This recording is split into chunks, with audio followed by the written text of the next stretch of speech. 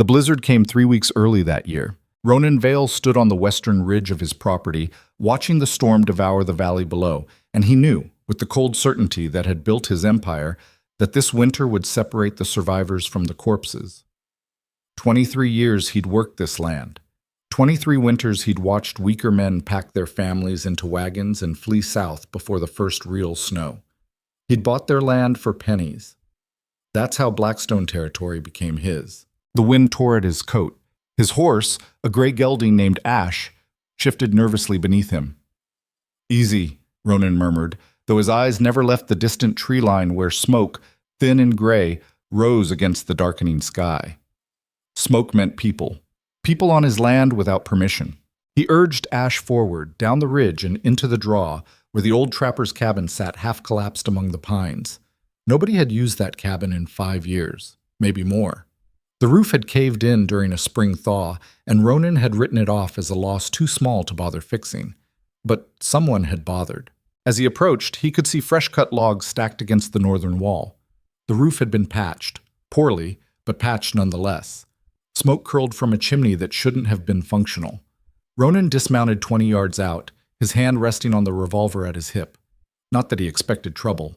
Drifters usually ran when they saw him coming. He had that effect on people. "You're trespassing," he called out. "You've got 60 seconds to show yourself before I assume you're armed." For a long moment, nothing. Just wind and snow and the creak of pine branches overhead. Then the cabin door opened. A woman stepped out. She wasn't young, mid-30s maybe, with dark hair pulled back in a braid that had seen better days. Her clothes were men's work clothes, patched and repatched, and she moved with the careful economy of someone who'd learned not to waste energy. What struck Ronan immediately wasn't her appearance, though. It was her eyes. She looked at him the way you'd look at a tree that had fallen across your path. An obstacle. Inconvenient, but manageable. 60 seconds isn't much time for a conversation, she said. Her voice was calm.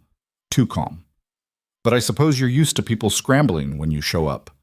Ronan felt something unfamiliar stir in his chest. Irritation, maybe, or interest. He couldn't quite tell. "This is private property," he said. "You're in violation of Territorial Settlement Law, Section 4, subsection B," she interrupted, "which states that abandoned structures on unclaimed grazing land can be occupied for winter shelter provided the occupant makes reasonable improvements and causes no damage to surrounding property. I've repaired the roof, cleared the chimney, and reinforced the foundation. I'd say that qualifies." Ronan stared at her. Most squatters couldn't read. This woman was quoting land law like she'd written it herself. "The law also says the landowner has final say," he replied. "And I say you're trespassing." "Then I'll leave in the spring." She crossed her arms. "Right now, leaving means dying. And I suspect you're not the kind of man who needs that on his conscience." "You don't know what kind of man I am. I know you rode out here alone in a blizzard to confront a stranger instead of sending your men. That tells me you're either cautious or curious. Maybe both. Either way, I'm not a threat to you, Mr. Vale." The use of his name should have alarmed him. Instead, it just deepened his curiosity. "How do you know who I am? Everyone in 3 territories knows who you are." She tilted her head slightly, studying him the way he usually studied ledgers. "Ronan Vale. Built Blackstone Ranch from nothing after the territorial wars. Bought out 17 smaller operations in the last decade. You don't drink, don't gamble, and you've never lost a contract negotiation in your life. You're also standing in front of my cabin in the middle of a snowstorm instead of inside where it's warm, which means you're stubborn. I can respect that." Ronan didn't move, didn't speak. This woman was dangerous. Not in the way men with guns were dangerous. She was dangerous the way a spring flood was dangerous. Quiet until it wasn't, and by then you'd already lost the bridge. "What's your name?" he asked finally. "Evelyn Mercer."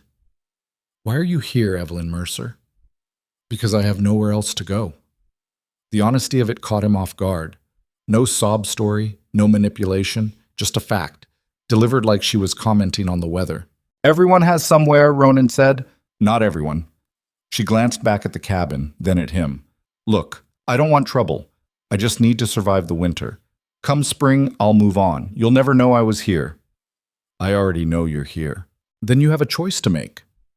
Evelyn stepped closer, and Ronan noticed for the first time how thin she was beneath the oversized coat.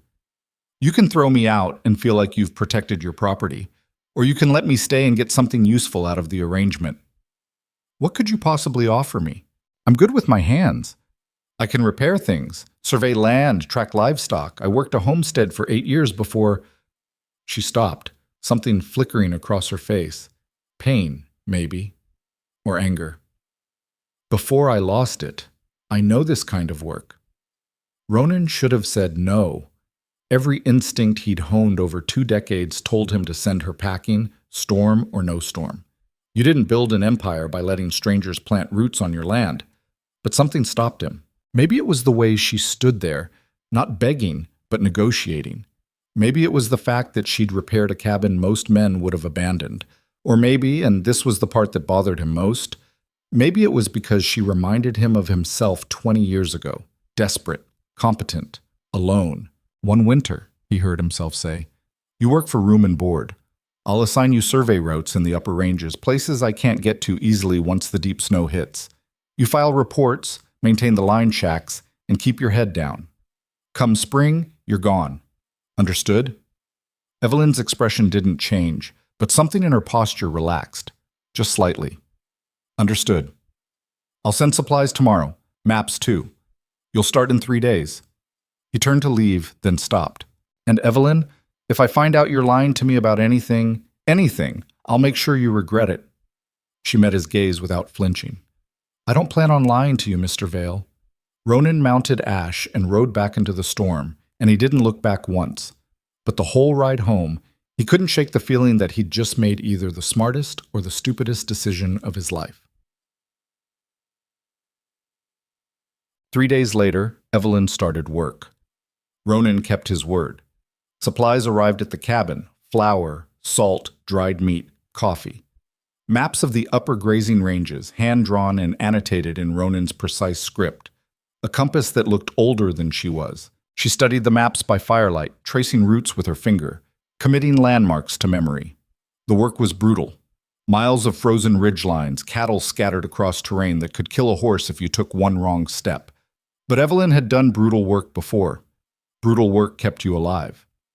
Her first report came back after a week. Ronan read it in his office while sleet hammered against the windows. Northern fence line compromised at marker 47. Needs replacement before livestock drift into Crandall property. Water source at Split Rock Canyon frozen solid. Recommend alternate route through Widow's Pass. Counted 67 head in Sector 9. 3 showing early signs of frostbite. Moved them to lower elevation. It was concise, detailed, exactly what he'd asked for. The second report arrived 10 days later, then a third, each one the same, professional, thorough, no wasted words. By the end of the first month, Evelyn Mercer had covered more ground than any of his regular ranch hands, and she'd found things they'd missed. A collapsed bridge in Tinker's Gulch that would have cost him 20 head of cattle come spring, a blocked drainage culvert that would have flooded the eastern pastures, a pack of wolves denning too close to the calving fields. Ronan's foreman, a weathered man named Dutch Keller, cornered him in the barn one morning. "Boss, we need to talk about the woman." Ronan didn't look up from the ledger he was reviewing. "What about her?" "The men are talking." "Let them talk. They're saying she's too good. Nobody works that hard for room and board. They think she's running from something." "Probably." Dutch blinked. "And you're fine with that?" "I'm fine with her doing the job I hired her to do." Ronan closed the ledger. "She's found more problems in 4 weeks than your crew found in 4 months. Unless she's stealing cattle or burning down my barns, I don't care what she's running from." "You're making a mistake." "Then it's my mistake to make." Dutch left, shaking his head. But Ronan knew the foreman was right about one thing. Evelyn Mercer was running from something. The question was what? Panapachem. He got part of his answer 6 weeks later. It was a Saturday, which meant the monthly supply run to Grafton's Crossing, the closest thing Blackstone territory had to a real town. A scattering of buildings clinging to a muddy road, general store, feed supply, saloon, land office. Ronan usually sent Dutch, but this time he went himself. He needed to file updated property claims before the territorial deadline. The land office was a cramped room that smelled like old paper and wood smoke. A clerk named Pemberton sat behind a desk stacked with ledgers, his spectacles perched on the end of his nose. "Mr. Vale," Pemberton said without looking up. "Right on time, as always. I need to file an extension on the northern parcels. Paperwork's here." Ronan slid the documents across the desk. Pemberton glanced at them, nodded, and reached for his stamp. Then he paused. "Interesting you should mention northern parcels. Why's that?" "Had another fellow in here last week asking about land up that way. Silas Granger. You know him?" Ronan's jaw tightened. He knew Silas Granger. Everyone in the territory knew Silas Granger. "What did he want?" "Wasn't specific. Asked about unclaimed sections, ownership disputes, that sort of thing. I told him everything north of Blackjack Ridge was yours fair and square, but he seemed skeptical." Skeptical. His word, not mine. Pemberton stamped the documents and handed them back. "Probably nothing. Just thought you should know." Ronan left the land office with a knot forming in his stomach. Silas Granger wasn't just a land broker. He was a vulture. He circled dying properties, waited for owners to go bankrupt, then swooped in with legal maneuvers so complex most people didn't realize they'd been robbed until it was too late. Widows, farmers, ranchers who'd missed a single tax payment. Silas didn't steal land. He acquired it. And if he was asking questions about Blackstone territory, it meant he'd found something. Ronan stopped at the general store on his way out of town to pick up winter supplies. The owner, a gray-haired woman named Martha, rang up his order while her husband loaded sacks of grain into Ronan's wagon. "Heard you've got help this winter," Martha said conversationally. Small towns. Everyone knew everything. "Hired a surveyor," Ronan replied. "Temporary." "That's so." Martha's expression was neutral, but her tone wasn't. "Funny thing, my cousin over in Silver Pine said they had a woman matching that description pass through last fall. Said she was asking about work. Didn't give a name, though, just moved on when folks started asking questions."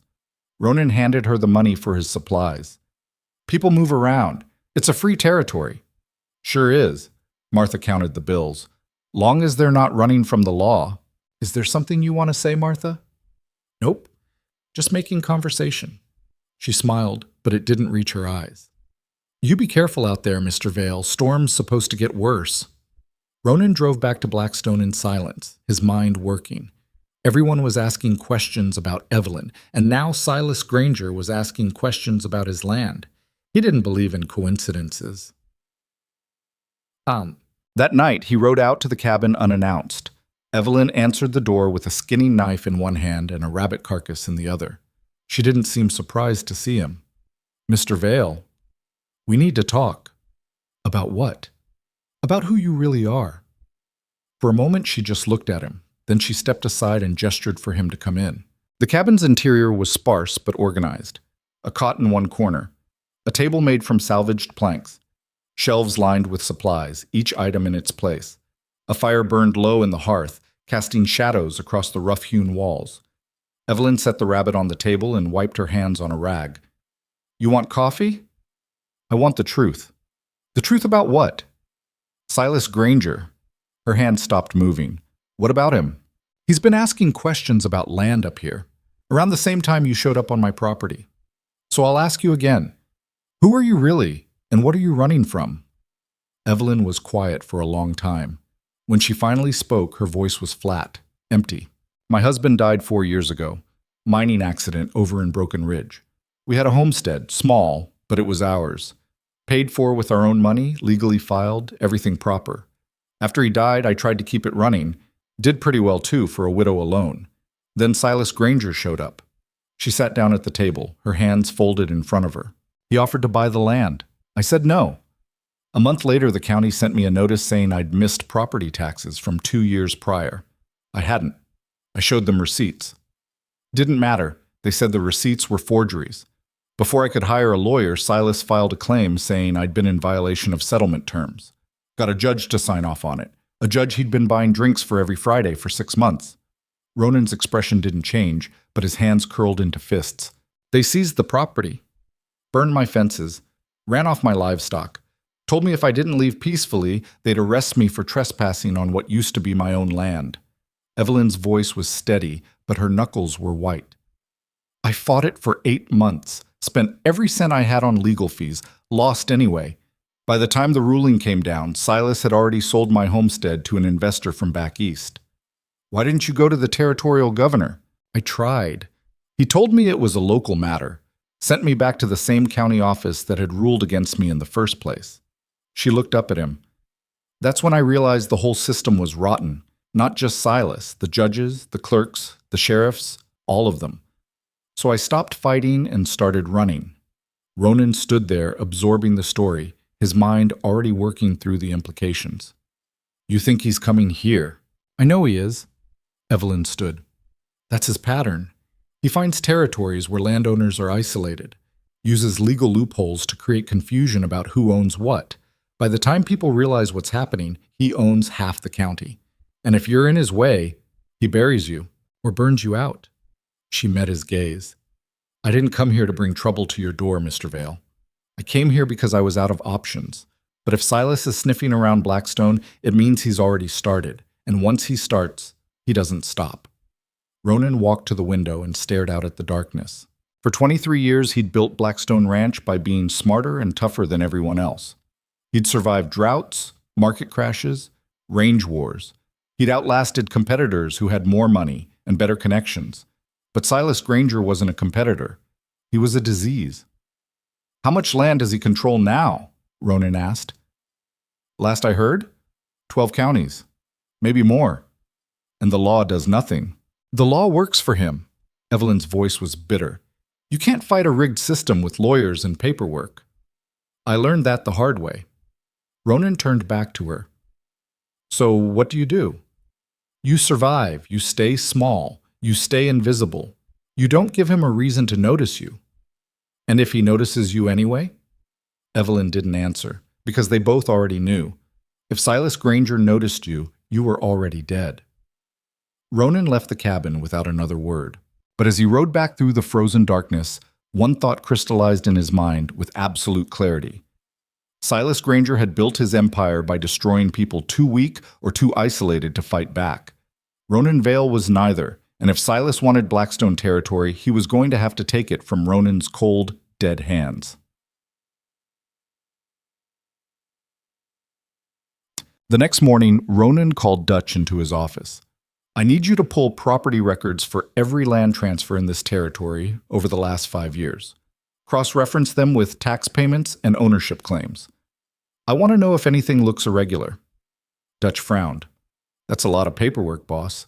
Then get started. What am I looking for? Patterns, forged documents, transfers that don't make sense, anything connected to Silas Granger. Dutch's expression darkened. You think he's moving in on us? I think he's already here. We just haven't seen it yet. For 3 days, Dutch worked through the records. What he found made Ronan's blood run cold. 7 properties along Blackstone's eastern boundary had changed hands in the last 2 years. All of them small operations. Widows, aging homesteaders, a failed mining claim. None of the transfers had seemed suspicious at the time. People sold land all the time. But every single one of those properties now belonged to a shell company called Frontier Holdings. And Frontier Holdings was registered to a lawyer in the state capital, a lawyer who worked exclusively for Silas Granger. He's building a perimeter, Ronan said, staring at the map Dutch had marked, taking everything around us, slowly, carefully, so nobody notices until it's too late. What's the end game? Encirclement. Once he controls everything around Blackstone, he'll claim disputed boundaries, file challenges on water rights, accuse me of trespassing on land that used to be open range. He'll tie me up in court for years. Can he do that? He's done it before. Ronan's voice was hard. And if the judges are in his pocket, it doesn't matter if I'm right. By the time the legal fights are over, I'll be bankrupt. Dutch leaned back in his chair, rubbing his jaw. So what do? We prepare. For what? War.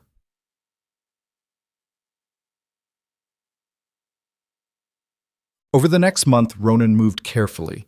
He quietly hired 2 investigators from out of territory to track Silas's operations. He secured alternate credit lines with banks in the state capital, beyond the reach of local influence. He reinforced contracts with buyers and suppliers, making sure nothing could be easily broken. And he brought Evelyn into the strategy. At first, she resisted. "I'm not a tactician," she said when he asked her opinion on a property dispute he was anticipating. "I'm just trying to stay alive." "You survived Silas once. That makes you more of an expert than anyone else I know. I didn't survive him. I ran from him. There's a difference." "Then help me do what you couldn't." She looked at him for a long moment, something unreadable in her expression. "Why does this matter so much to you? You could sell, take the money, start over somewhere else." "This land isn't just property." Ronan's voice was quiet but firm. "It's the only thing I've ever built that's mine. I won't let someone steal it because they're better at lying than I am at fighting." Evelyn nodded slowly. "All right, I'll help. But you need to understand something, Mr. Vale. Silas doesn't fight fair. He won't come at you head on. He'll use proxies. He'll spread rumors. He'll turn your allies against you. And when you're isolated and desperate, that's when he'll strike. Then we'll have to make sure I'm never desperate." Easier said than done. But Ronan wasn't listening anymore. He was already planning. The first attack came 2 weeks later. It was subtle, almost invisible. A supplier in Grafton's Crossing suddenly refused to honor a contract for winter feed. No explanation, just a terse letter saying they were discontinuing service to Blackstone Ranch. Ronan confronted the owner in person. "We've had this contract for 6 years, Bill. What changed?" Bill Hoskins wouldn't meet his eyes. "Just business, Ronan, nothing personal." "Who got to you?" "Nobody got to me. Look, I got other customers now. Better rates." "Better rates from who?" "That's my concern, not yours." Ronan left without another word. But he knew. Silas was squeezing his supply lines. 3 days later, another contract fell through, then another. By the end of the month, Blackstone Ranch had lost access to half its regular suppliers. Dutch was furious. "They can't do this. We've got signed contracts." "Contracts don't matter if the other party is willing to pay the penalty for breaking them," Ronan said. "And Silas can afford the penalties." "So what do we do?" "Find new suppliers, go farther out if we have to, pay more. We've got reserves." But reserves didn't last forever, and Silas knew it. The second attack was more direct. One morning, Ronan received a letter from the Territorial Land Office. It was polite, professional, devastating. "A boundary dispute has been filed regarding the northwestern section of Blackstone Ranch. Please provide documentation proving ownership and attend a hearing on March 15th. Ronan read the letter 3 times. The northwestern section was over 4,000 acres, prime grazing land, the cornerstone of his entire operation, and someone was claiming it didn't belong to him. He rode to the land office that same day. Pemberton looked uncomfortable when Ronan walked in. "I assume you're here about the dispute." "Who filed it?" "A company called Frontier Holdings. They're claiming the land was improperly surveyed in 1873 and that the true boundary puts their property." "I know what they're claiming." Ronan's voice was ice. "I want to know on what grounds." Pemberton slid a folder across the desk. "They've got an original survey map, different from the one on file. They say yours is a forgery." Ronan opened the folder. The map looked legitimate. Old paper, faded ink, official stamps. It was also completely fabricated. "This is fake," Ronan said. "Can you prove it?" "Can they prove it's real?" "They've got an affidavit from the surveyor who allegedly drew it, a man named Carson Price, worked for the territorial government back in the 70s. "Carson Price has been dead for 10 years. Pemberton's face went pale. I didn't know that. Someone forged his signature, probably the same person who forged this map." Ronan tossed the folder back on the desk. "This is fraud, Pemberton, and you know it." "I'm just processing the paperwork, Mr. Vale. The judge will determine—" "Which judge?" Pemberton hesitated. "Judge Whitmore." Ronan's stomach sank. Whitmore was new to the territory, appointed 6 months ago, and according to Ronan's investigators, he'd been seen having dinner with Silas Granger at least 3 times since his appointment.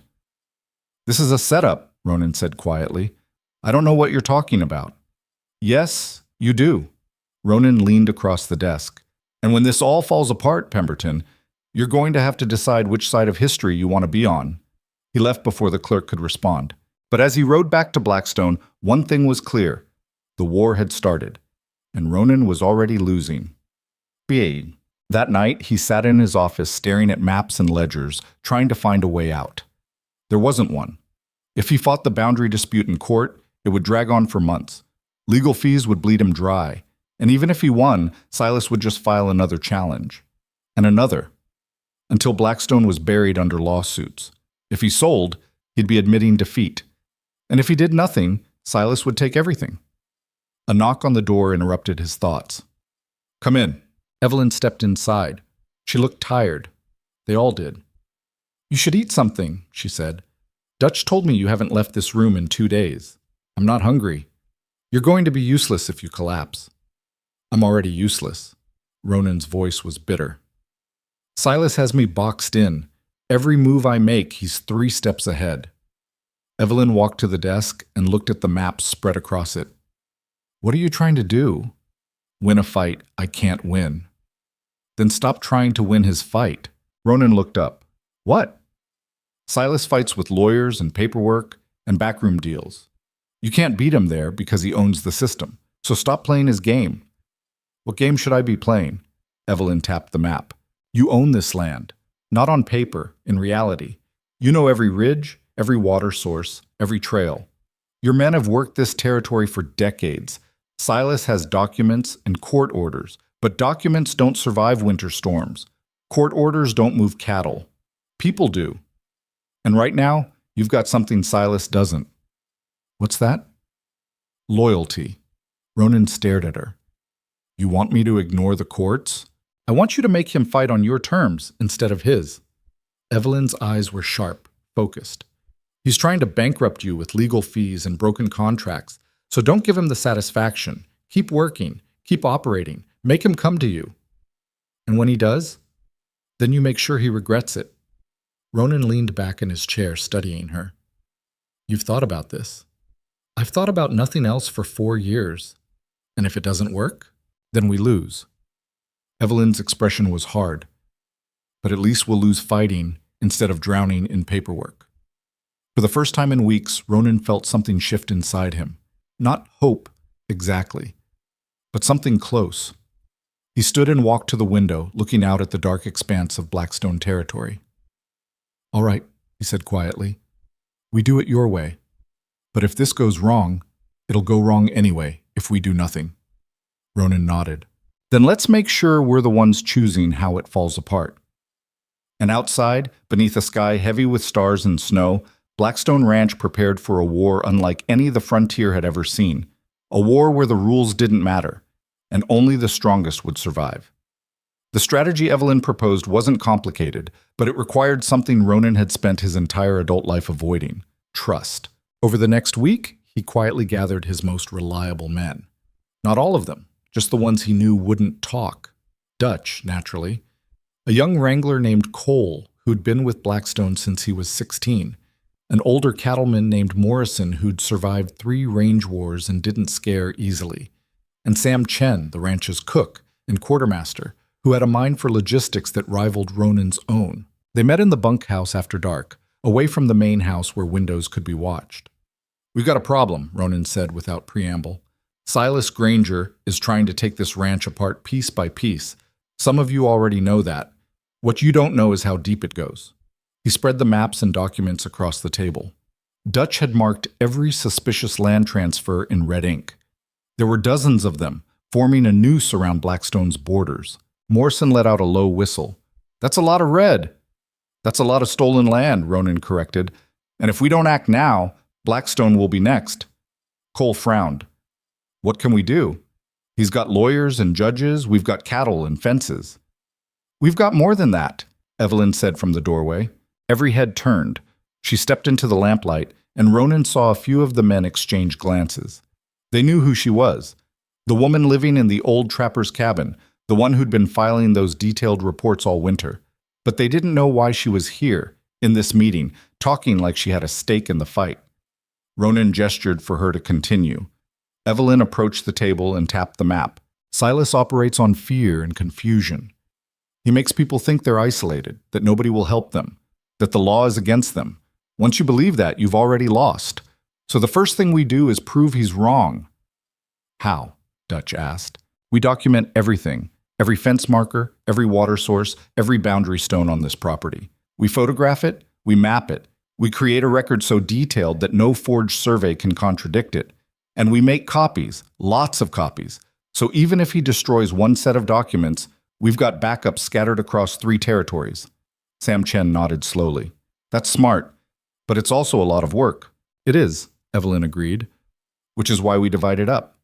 Teams of 2, working different sections. You cover more ground that way, and if Silas sends people to interfere, you've got witnesses. Morrison leaned back in his chair, studying her. You've done this before. I tried to do this before. I didn't have enough help. You do. Evelyn's gaze swept the room. But it only works if everyone commits. The moment someone talks to the wrong person in town or sells information to Silas, the whole thing collapses. Nobody here's a traitor, Dutch said sharply. I'm not saying they are. I'm saying Silas is good at finding pressure points. He'll offer money, threaten families, dig up old debts. He'll find a way to get to someone if we're not careful. An uncomfortable silence settled over the room. Cole broke it first. So what's the play? We document the property, and then what? Ronan answered this time. Then we make him come to us. Right now, Silas is fighting from a distance. Lawyers, paperwork, shell companies. He's never set foot on Blackstone land because he doesn't need to. But if we force him to act directly, if we make him show his hand in front of witnesses, we can expose him. And if he doesn't take the bait, then we survive long enough for his other enemies to catch up with him. Ronan's voice was hard. Men like Silas don't build empires without making enemies. We just need to last long enough for one of them to strike. Morrison scratched his jaw. That's a hell of a gamble, boss. It is. But it's the only one we've got. For a long moment, nobody spoke. Then Dutch stood. I'm in. One by one, the others followed. Cole, Morrison, Sam. By the end of the night, Ronan had his team. And Evelyn had something she hadn't felt in 4 years. A chance. The work began before dawn. Dutch and Morrison took the northern sections, riding out with surveying equipment and a camera Ronan had ordered from the state capitol. Cole and Sam handled the eastern boundaries.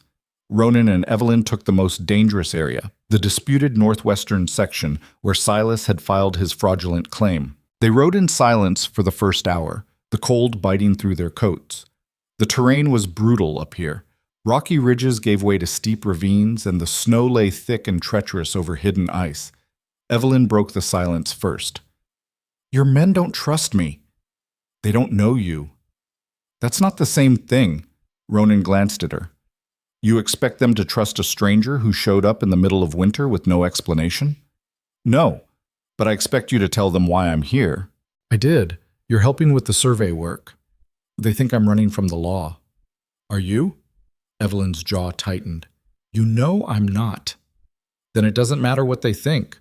Ronan pulled his horse to a stop near a weathered stone marker, half buried in snow. This is boundary marker 17. Photograph it from 3 angles. I'll take measurements. They worked methodically, moving from marker to marker, documenting everything. It was slow, tedious labor, and the cold made every task twice as hard. But by midday, they'd covered nearly a mile of contested boundary. During a brief rest, Evelyn pulled out a folded paper from her coat. I've been thinking about the hearing. What about it? Judge Whitmore is corrupt, but he's not stupid.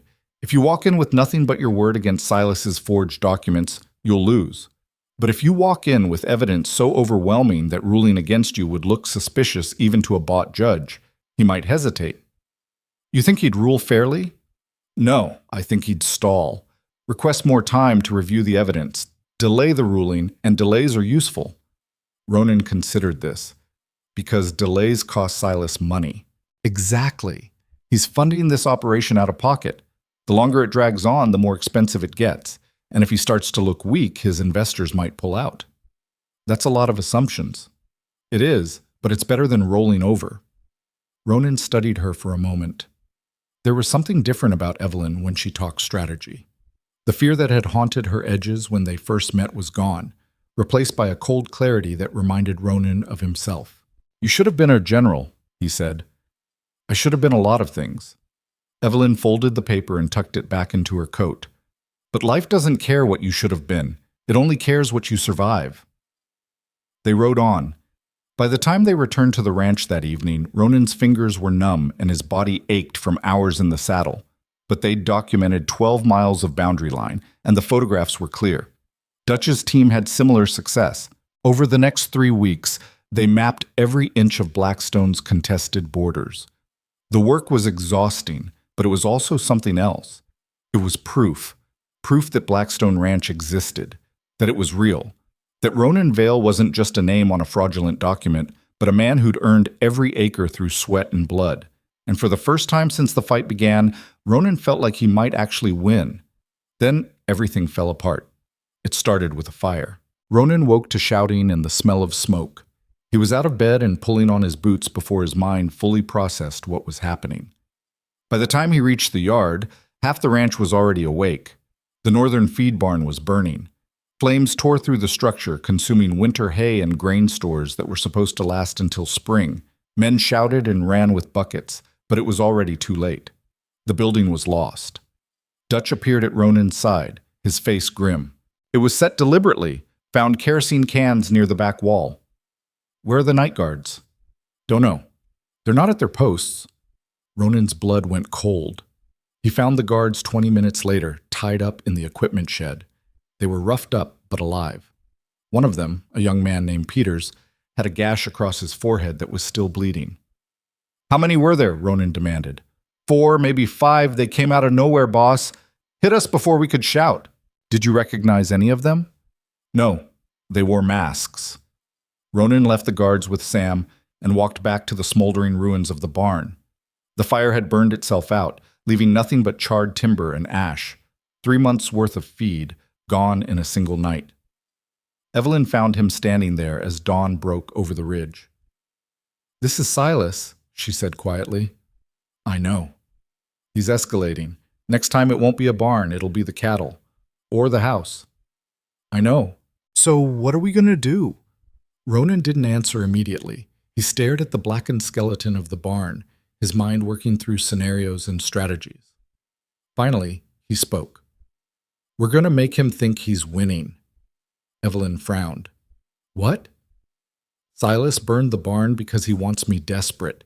He wants me to make mistakes, so I'll give him what he wants, or at least make him think I am. You're going to fake desperation? I'm going to let him see cracks, pull back on some of the defenses, make it look like the fire worked.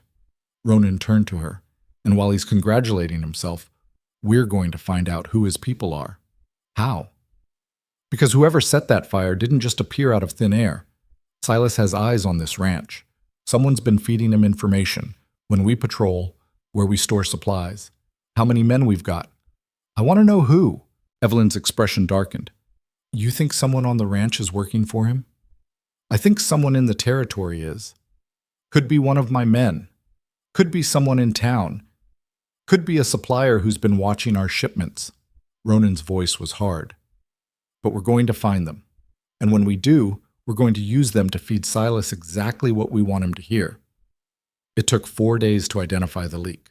Dutch handled the investigation quietly, watching who asked questions, who volunteered for certain assignments, who seemed too interested in Ronan's plans. He narrowed it down to 3 possibilities, and then caught a break. One of the ranch hands, a man named Victor who'd been hired 6 months earlier, was seen talking to a stranger in Grafton's Crossing. The conversation lasted less than 5 minutes, and money changed hands. Dutch confronted Victor that night.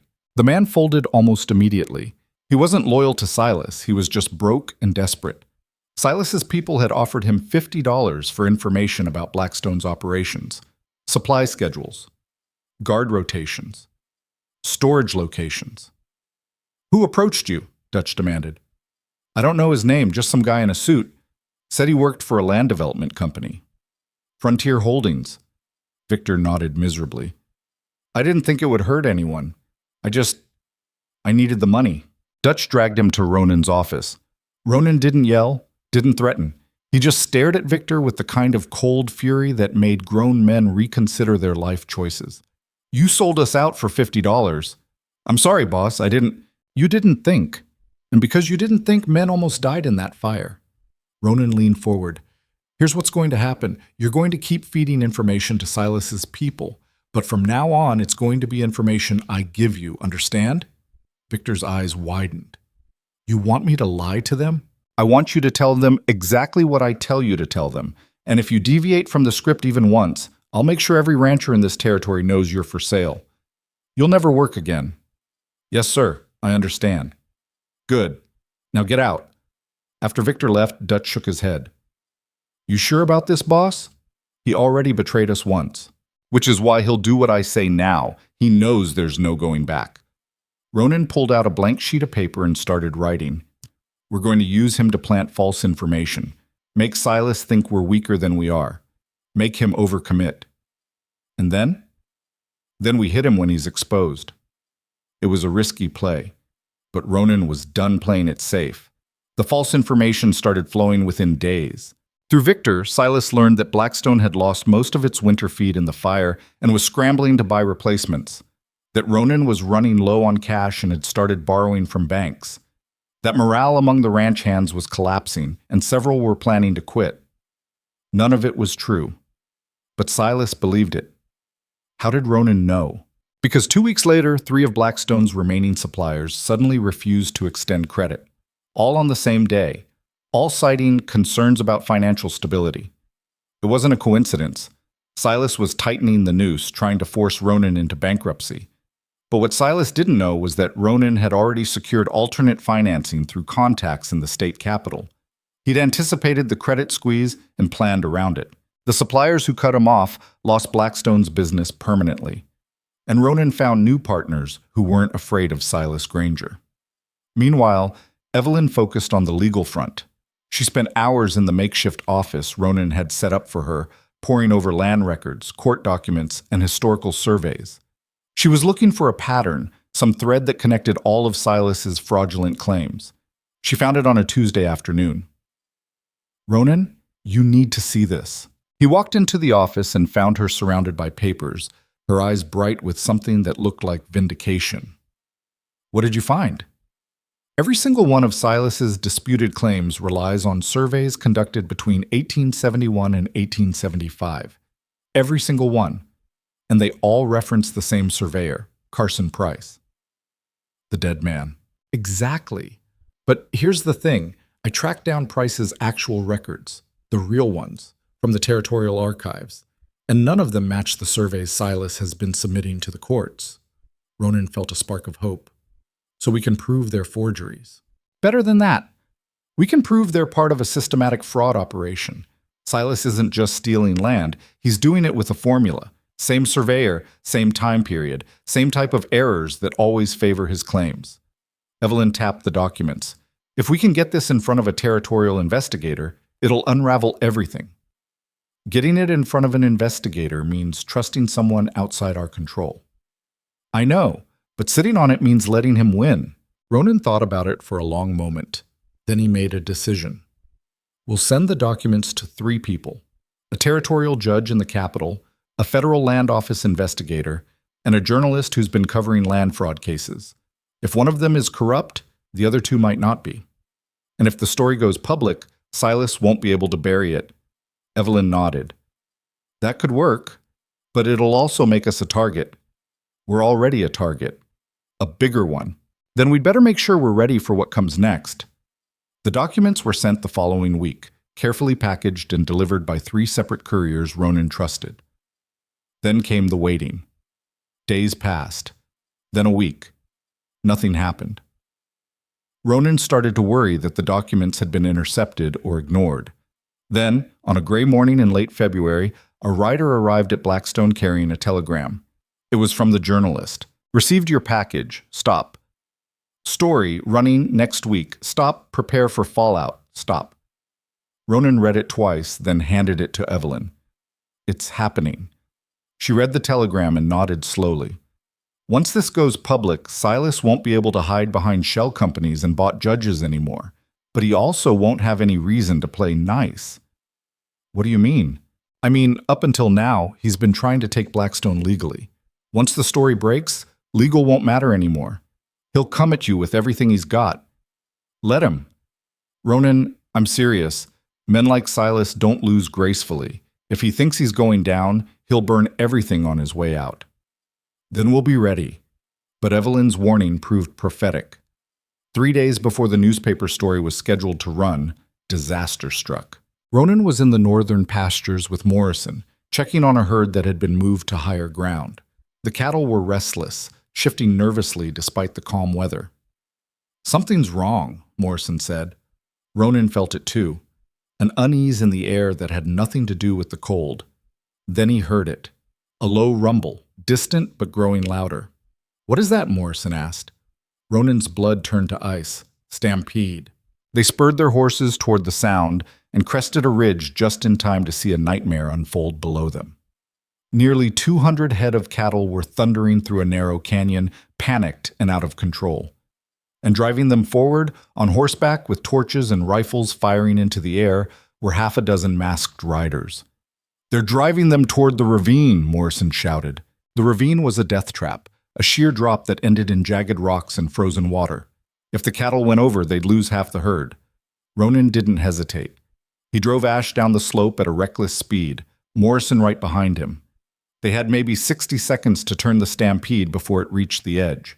Ronan pulled his rifle from its saddle holster and fired 3 shots into the air, not at the riders, but at the lead cattle, trying to spook them into turning. Morrison did the same, angling his horse to cut off the front of the stampede. For a terrifying moment, it didn't work. Then one of the lead steers veered left, away from the ravine. Others followed. The mass of cattle began to turn, slowly at first, then faster as the momentum shifted. The masked riders saw what was happening and tried to redirect the herd, but they were outnumbered and outmaneuvered. Within minutes, the stampede had broken apart into smaller groups. The danger passed. Ronan wheeled Ash around and rode hard toward the nearest rider. The man saw him coming and bolted, but Ronan was faster. He closed the distance, grabbed the man's coat, and yanked him off his horse. They hit the ground hard. The man tried to fight, but Ronan had 20 pounds and a lifetime of ranch work on him. Within seconds, he had the man pinned. Morrison arrived and pulled off the mask.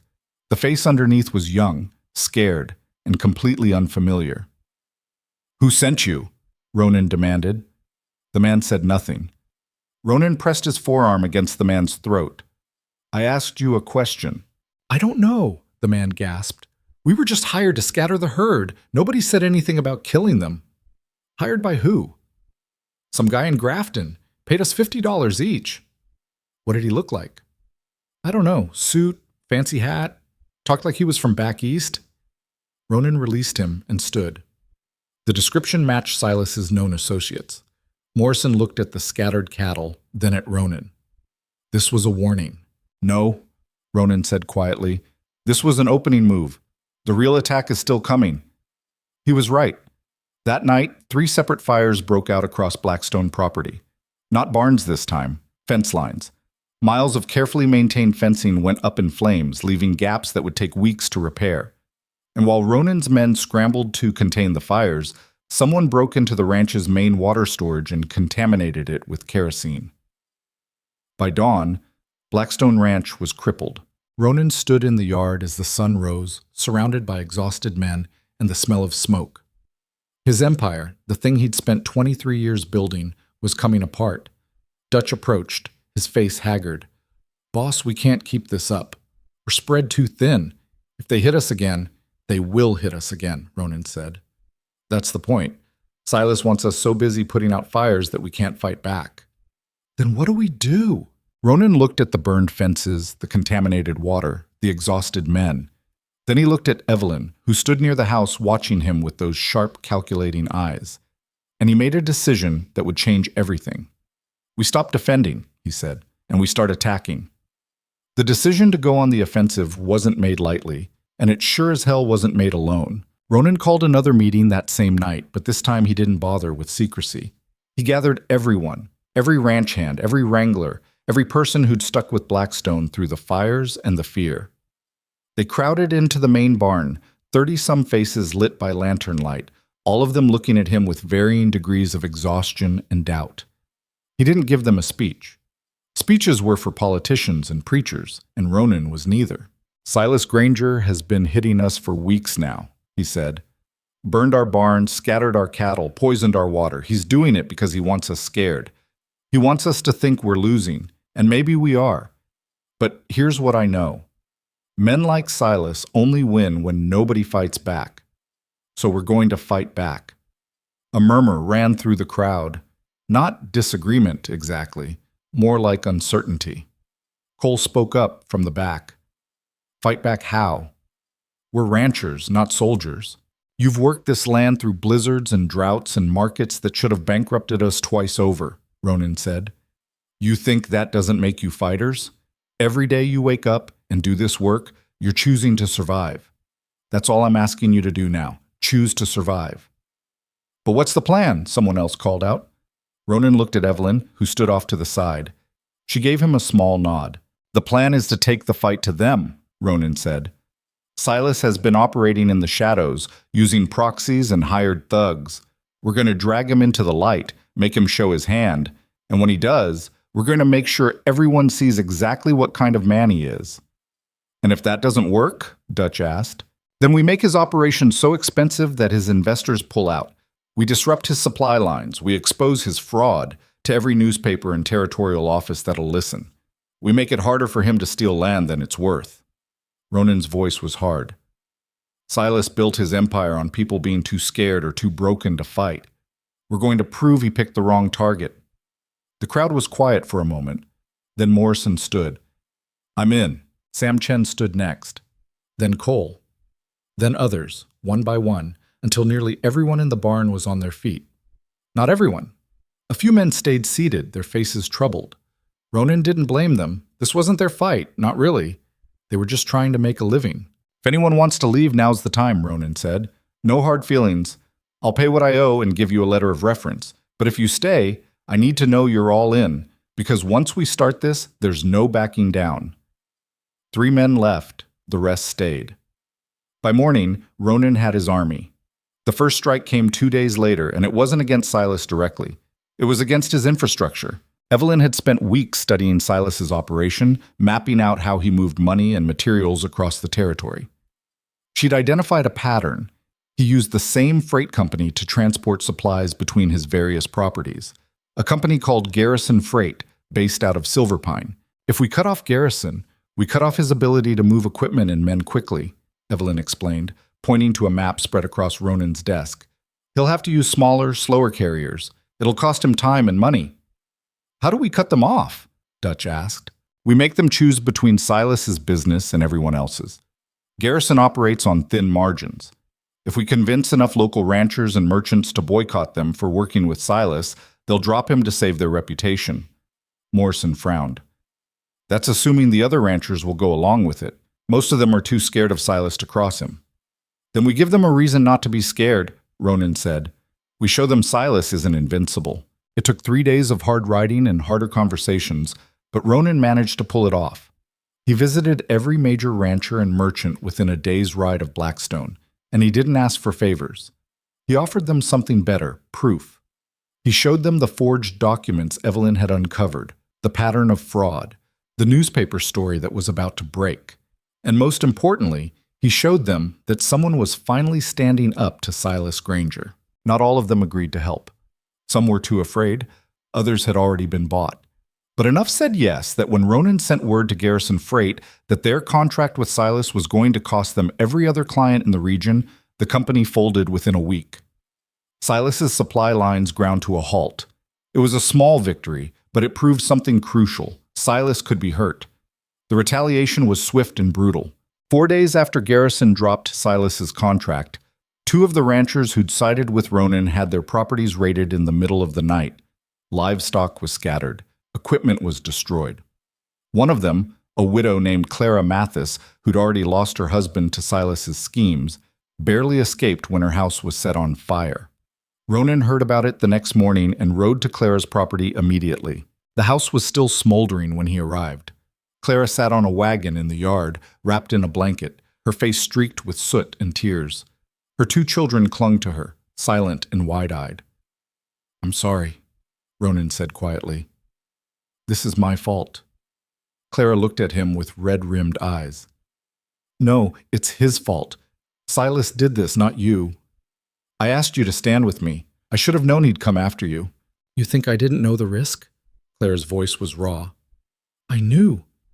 I knew the second I agreed to help you that he'd try to punish me for it. But I'm tired, Mr. Vale. I'm tired of being afraid. I'm tired of watching men like Silas destroy everything good in this territory and getting away with it. So you don't apologize to me. You finish what you started. Ronan felt something twist in his chest. Guilt, maybe. Or anger. He couldn't tell anymore. Where will you go? I've got family in Grafton. We'll stay with them until I figure something out. Clara looked at the ruins of her home. But I'm not leaving the territory. This is my land, and I'll be damned if I let him take it. Ronan made sure Clara and her children got to Grafton safely. Then he rode back to Blackstone with a cold fury burning in his gut. Evelyn was waiting for him in the yard. I heard what happened. He's escalating, Ronan said, going after anyone who helps us. That's what he does. He isolates you, makes examples out of people until everyone's too scared to stand with you. Evelyn's expression was grim. But there's another way to look at it. What's that? He's scared. If he wasn't, he wouldn't need to make examples. He'd just crush you directly. The fact that he's hitting your allies means you're getting to him. Tell that to Clara Mathis. I'm not saying it doesn't cost. I'm saying it's working. Evelyn stepped closer, her voice low. Silas operates on fear and reputation. Every time someone stands up to him and survives, that reputation gets weaker. Clara's still alive. Her kids are safe. And she's not backing down. That matters. Ronan wanted to argue, but he couldn't, because she was right. Silas was winning battles, but he wasn't winning the war. Not yet. The newspaper story broke 3 days later, and it was everything Ronan had hoped for. The headline read, Land Fraud Network Exposed Across 6 Territories. The article detailed Silas's operation in meticulous, damning detail. Forged surveys, bribed judges, shell companies, families destroyed.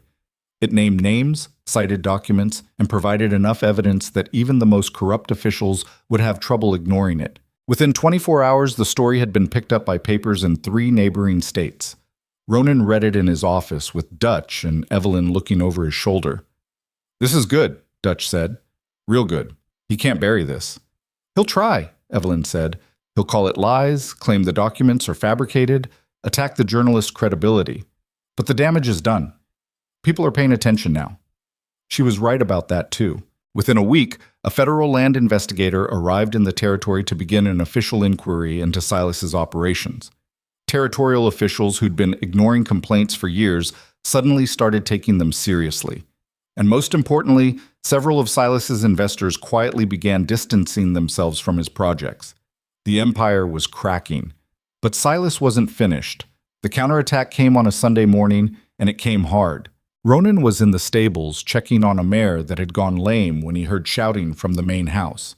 He ran toward the sound and found Dutch standing on the porch, holding a legal document, his face pale. What is it? Dutch handed him the paper without a word. It was a court order, but not the kind Ronan had been expecting. Judge Whitmore had ruled in favor of Frontier Holdings on the northwestern boundary dispute. 4,000 acres of Blackstone Ranch now legally belonged to Silas Granger. Ronan read it twice, his hands shaking. This can't be legal. It's signed by a judge, Dutch said. That makes it legal. Whitmore's corrupt. Everyone knows it. Doesn't matter. Until someone overturns the ruling, it stands. Ronan felt the world tilt beneath him. 4,000 acres, nearly a quarter of his property, gone. Just like that. Evelyn appeared in the doorway. She took one look at Ronan's face and knew. He ruled against you. 4,000 acres, Ronan said numbly. Whitmore just handed it to him. On what grounds? Does it matter? Yes, Evelyn said sharply. It matters, because if the ruling is based on those forged surveys, you can appeal it. The federal investigation is already underway. If you can delay enforcement of the order long enough for the investigators to expose the fraud, how long will that take? Months? A year? Ronan's voice rose. By the time they finish investigating, Silas will have moved onto my land, set up operations, and claim possession. And then even if the ruling gets overturned, getting him off will take another year of legal fights I can't afford. Evelyn started to respond, but Ronan cut her off. This was a mistake. All of it.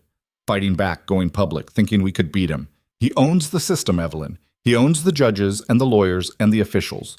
We were never going to win. So what? You're just giving up? I'm being realistic. No, you're being a coward. The words hit like a slap. Ronan stared at her, anger flaring hot in his chest. What did you just say? You heard me. Evelyn stepped off the porch, her eyes blazing. You're being a coward, the same way I was a coward when Silas came for my land. I told myself it was hopeless. Told myself the system was too broken to fight. And you know what happened? I lost everything. Not because I couldn't win, but because I gave up before I even tried. This is different. How? How is this different? Because you've got more to lose, because you built something bigger. That just makes it more important to fight, not less. You don't understand. I understand perfectly, Evelyn said. You're scared, and you should be. This is terrifying, but fear isn't a good enough reason to quit. Ronan wanted to yell at her, wanted to tell her she was wrong, that she didn't know what she was talking about, but the words wouldn't come. Because deep down, he knew she was right. He was scared. Scared of losing everything. Scared of being humiliated. Scared of failing the people who depended on him. But more than that, he was scared of becoming the kind of man who rolled over when things got hard. He took a long breath and looked at the court order again. Then he folded it up and shoved it in his pocket. What do we do? Evelyn's expression softened just slightly. We do what we've been doing. We fight. But we do it smarter. How?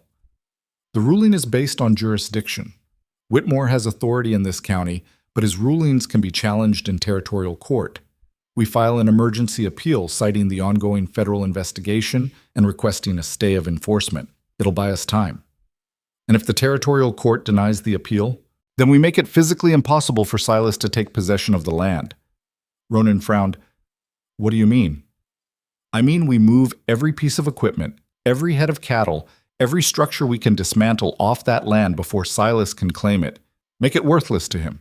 If he wants 4,000 acres of empty dirt, fine. But he's not getting anything valuable. Dutch, who'd been listening quietly, let out a low whistle. That's scorched earth. It is, Evelyn agreed, but it's better than handing him the keys to your empire. Ronan considered it. It was extreme, aggressive, and it would take weeks of backbreaking work. But it was something. It was action. And right now, action was the only thing keeping him from drowning. All right, he said. We do it. File the appeal. Start moving equipment. And we make damn sure every step of the way is documented. If Silas wants to fight dirty, we'll fight right back. The work began immediately. Teams of men rode out to the disputed land and started dismantling everything of value. Line shacks were taken apart piece by piece. Fencing was pulled up and relocated. Cattle were driven to secure pastures on the eastern ranges. Even the water troughs were hauled away. It was brutal, exhausting labor, and it cost them precious time they didn't have. But it sent a message. Silas could have the land, but he wasn't going to profit from it. Meanwhile, Evelyn and Ronan worked on the appeal. They gathered every piece of evidence they'd collected, surveys, photographs, witness statements, and compiled it into a formal challenge to Whitmore's ruling. The appeal was filed with the territorial court on a Friday afternoon. The clerk who accepted it looked at Ronan with something between pity and respect. You know this is going to make a lot of powerful people angry. Let them be angry, Ronan said. The response came faster than expected. 48 hours after the appeal was filed, Ronan received a visit from a man in a tailored suit who introduced himself as Leonard Hastings, attorney for Frontier Holdings. They met in Ronan's office. Hastings sat across from him, calm and composed, his hands folded neatly on the table. Mr. Vale, I'm here to make you an offer. I'm not interested. You haven't heard it yet.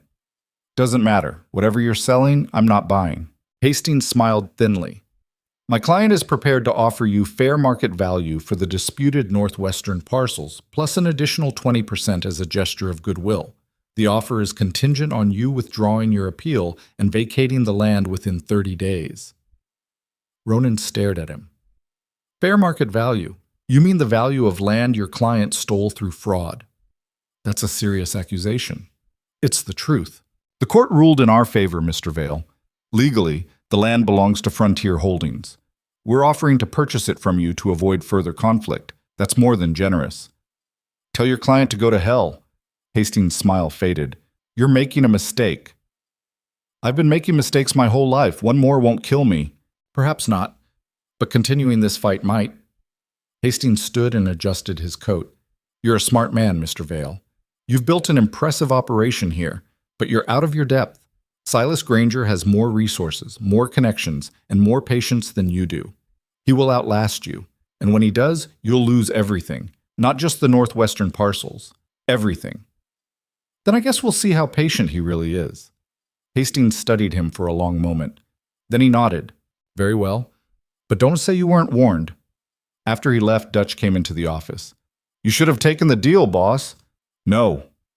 20% above market value? That's a lot of money, enough to keep us afloat while we fight the other battles. It's blood money, Ronan said. And the second I take it, I'm admitting he won. I'm not doing that. Dutch sighed. You're a stubborn man, Ronan Vale. So I've been told. But that night, alone in his office, Ronan wondered if Dutch was right. Maybe he should have taken the deal, cut his losses, preserved what he still had instead of risking everything on a fight he might not win. But every time he thought about it, he heard Evelyn's voice in his head. You're being a coward. And he knew he couldn't live with himself if he gave up now. The appeal hearing was scheduled for 3 weeks later in the territorial capital. Ronan made the journey with Evelyn and Dutch, leaving Morrison in charge of the ranch. The capital was a sprawling, muddy city that smelled of coal smoke and horse manure. The courthouse was a 3-story brick building that looked more like a prison than a hall of justice.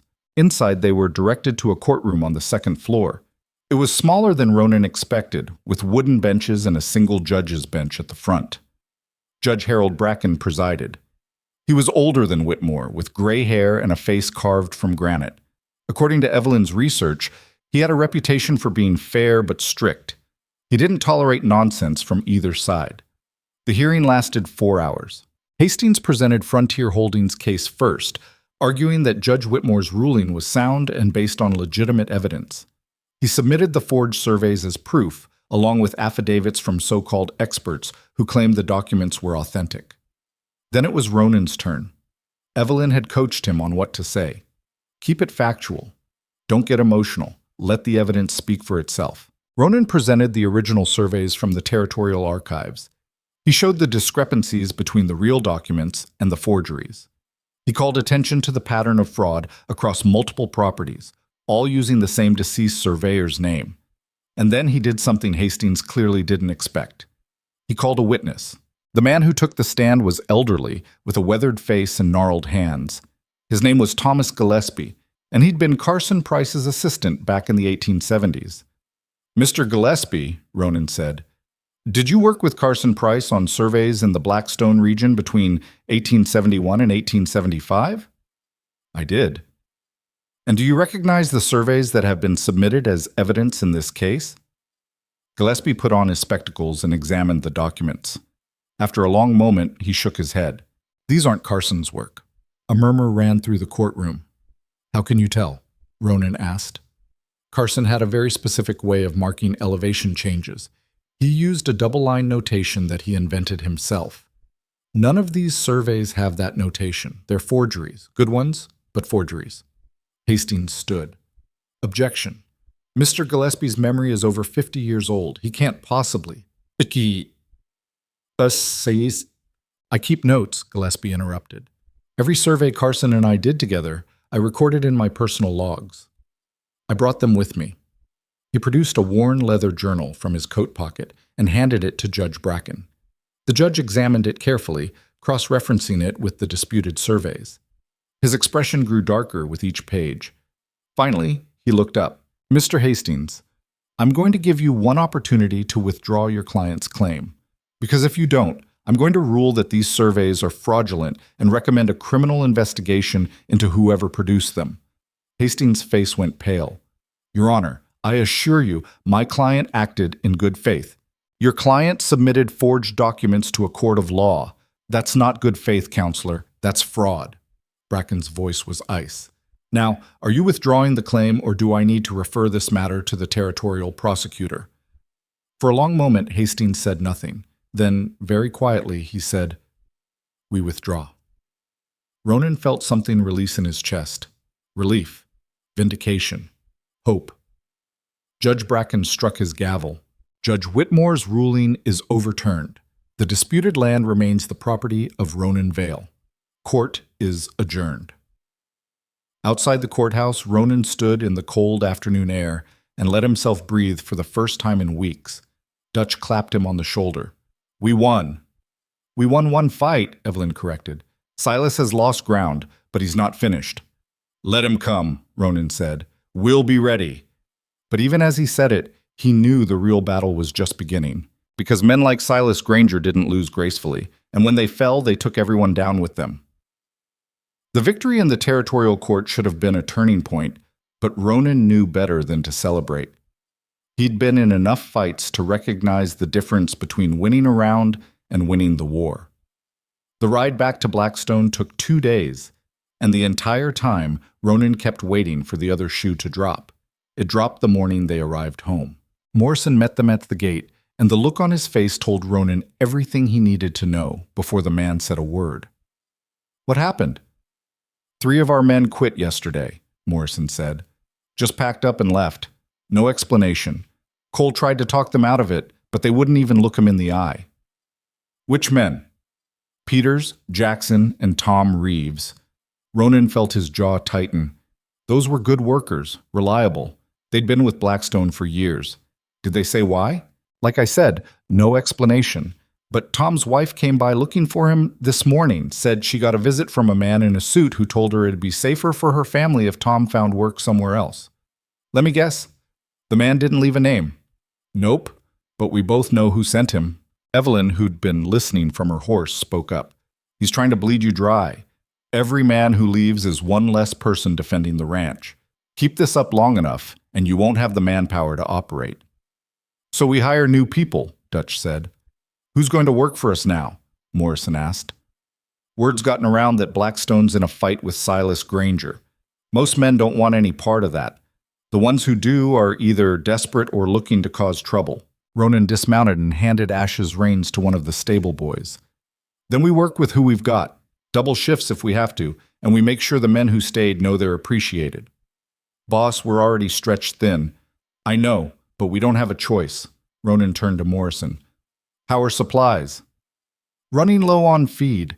The contaminated water's been dealt with, but we lost about a third of our reserve, and the fences are still in bad shape from the fires. Make a list of what we need most. I'll figure out where to get it. Morrison nodded and headed toward the barn, but Ronan could see the doubt in the man's eyes. Hell, he felt it himself. They were holding things together with spit and determination, and it was only a matter of time before something critical broke. That night, Ronan sat in his office going over the ledgers. The numbers weren't good. Between the legal fees, the damaged property, and the loss of contracts, Blackstone was hemorrhaging money. He had reserves, but they wouldn't last forever. Another few months of this, and he'd be bankrupt.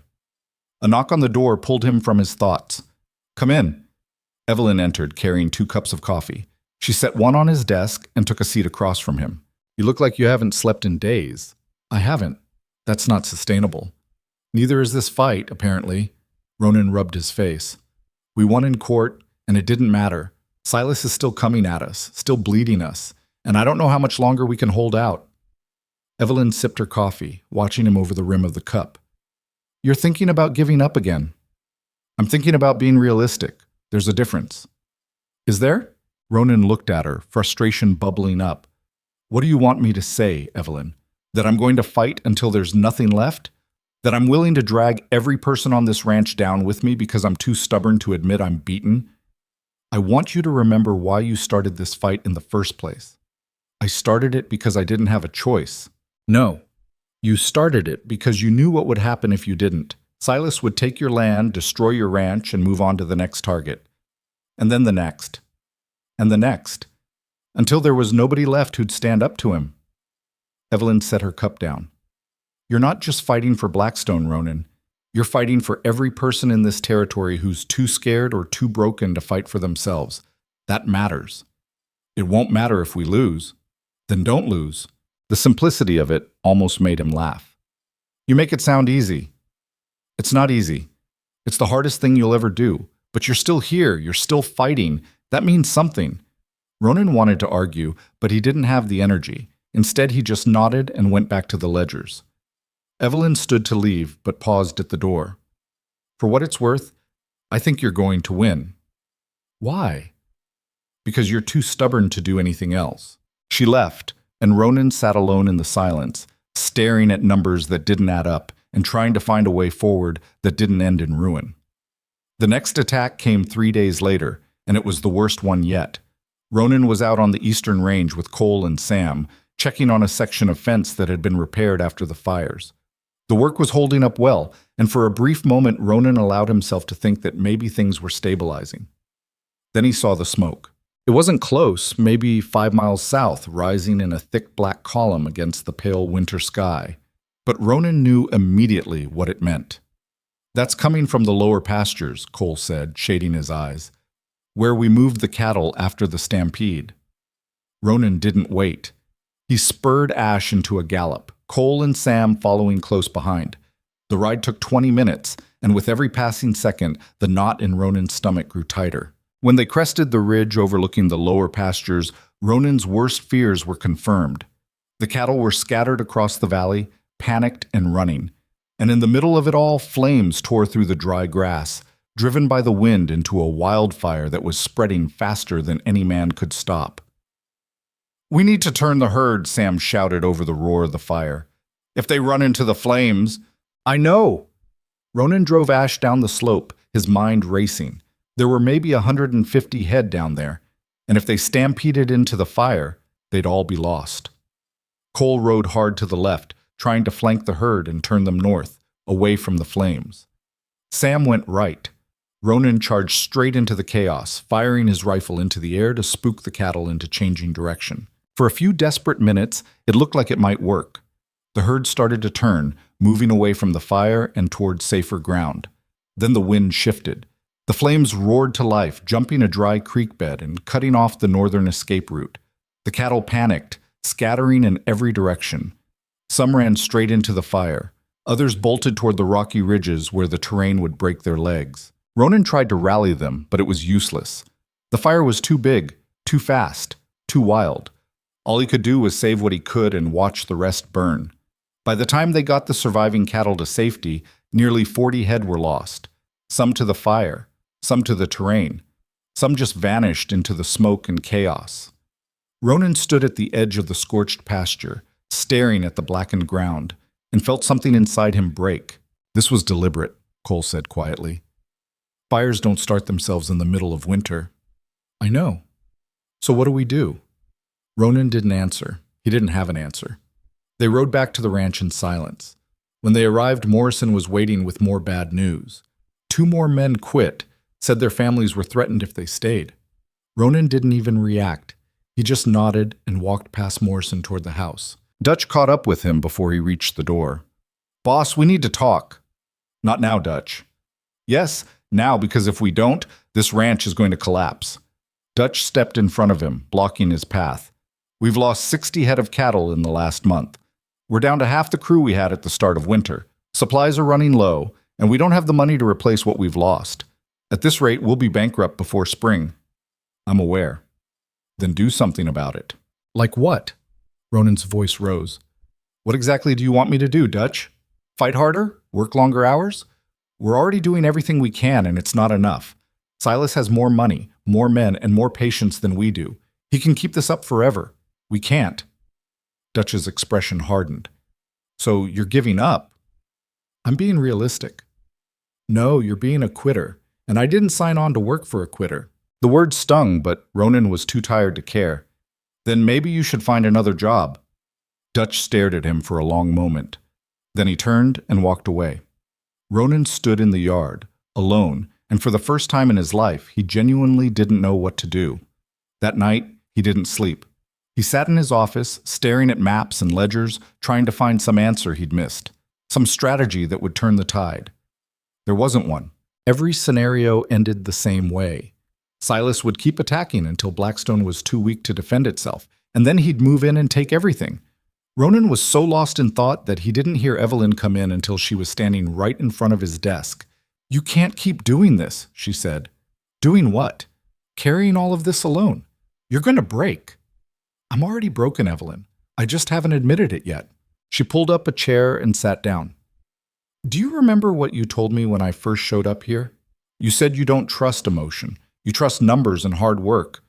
So look at the numbers. Really look at them." "I have. They're bad." "They're bad if you're trying to outlast Silas in a war of attrition. But you're not trying to outlast him. You're trying to expose him, and the federal investigation is already doing that." Ronan frowned. "The investigation won't finish for months." "It doesn't have to finish. It just has to scare his investors enough that they pull their money. And that's already happening. You heard what the journalist said. 3 of Silas's biggest backers have quietly distanced themselves since the story broke. If we can pressure a few more, his whole operation collapses." "How do we do that?" "We go public, again. Bigger this time. We bring in more journalists, more investigators. We make so much noise that Silas can't hide anymore." Evelyn leaned forward. "He's been operating in the shadows for years. The moment the light hits him, he's done. We just need to turn up the light." Ronan wanted to believe her, but belief required hope, and he was running out. "And if it doesn't work? Then we lose. But at least we'll lose fighting." It was the same thing she'd said before, and just like before, it was enough to pull him back from the edge. "All right," he said quietly. "We do it your way. But this is the last play, Evelyn. If this doesn't work, I'm done." "It'll work." "How do you know?" "Because Silas is desperate. And desperate men make mistakes." She was right about that, though neither of them knew it yet. The next morning, Ronan sent word to every journalist, investigator, and territorial official who'd shown interest in the case. He offered them access to everything: documents, witnesses, evidence. He held nothing back. Within a week, 3 more newspapers ran stories about Silas's operation. A territorial senator called for a full audit of all land transfers in the region. And 2 more of Silas's investors publicly withdrew their support. The pressure was working, but Silas wasn't backing down. Instead, he did exactly what Evelyn predicted. He made a mistake. It happened on a Tuesday afternoon. Ronan was in Grafton's Crossing, meeting with a supplier who'd agreed to extend credit despite the risks. As he was leaving the general store, he noticed a crowd gathered near the land office. He pushed through and found Pemberton, the clerk, standing on the steps with a stack of papers in his hands. His face was pale, and he looked like he might be sick. "What's going on?" Ronan asked. Pemberton looked at him, then at the crowd. "I need to make a statement." "About what?" "About Silas Granger." Pemberton's voice shook. "About what he made me do." The crowd went silent. Pemberton took a breath and began to speak. He told them everything: how Silas had bribed him to file false claims, how he'd been threatened when he tried to refuse, how he'd watched families lose their homes because he was too scared to say no. And then he produced documents. Real documents. Proof of every bribe, every forged transfer, every illegal transaction Silas had orchestrated through the land office. By the time he finished, the crowd was in an uproar. Ronan stood there, stunned. He'd hoped for a break, but this was more than he could have imagined. After the crowd dispersed, he approached Pemberton. "Why now?" Pemberton looked at him with red-rimmed eyes. "Because I'm tired of being afraid, and because you proved it was possible to fight back."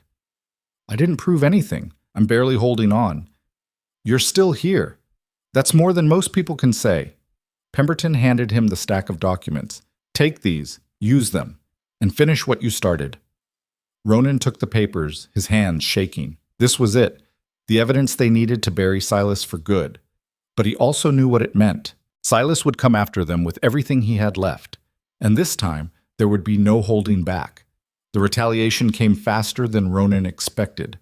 2 days after Pemberton's confession, armed men showed up at Blackstone Ranch. Not hired thugs this time. Actual deputies, carrying badges and court orders. Their leader was a man named Sheriff Dawson, a weasel-faced enforcer who'd been in Silas's pocket for years. "Ronan Vale," Dawson said. "You're under arrest." Ronan stood on the porch, Dutch and Morrison flanking him. "On what charges?" "Theft of livestock, destruction of property, fraud." Dawson smirked. "Take your pick." Those are all lies. Tell it to the judge. Which judge? Whitmore? The same one who's been taking bribes from Silas? Dawson's expression darkened. You've got a big mouth, Vale. That's going to get you in trouble.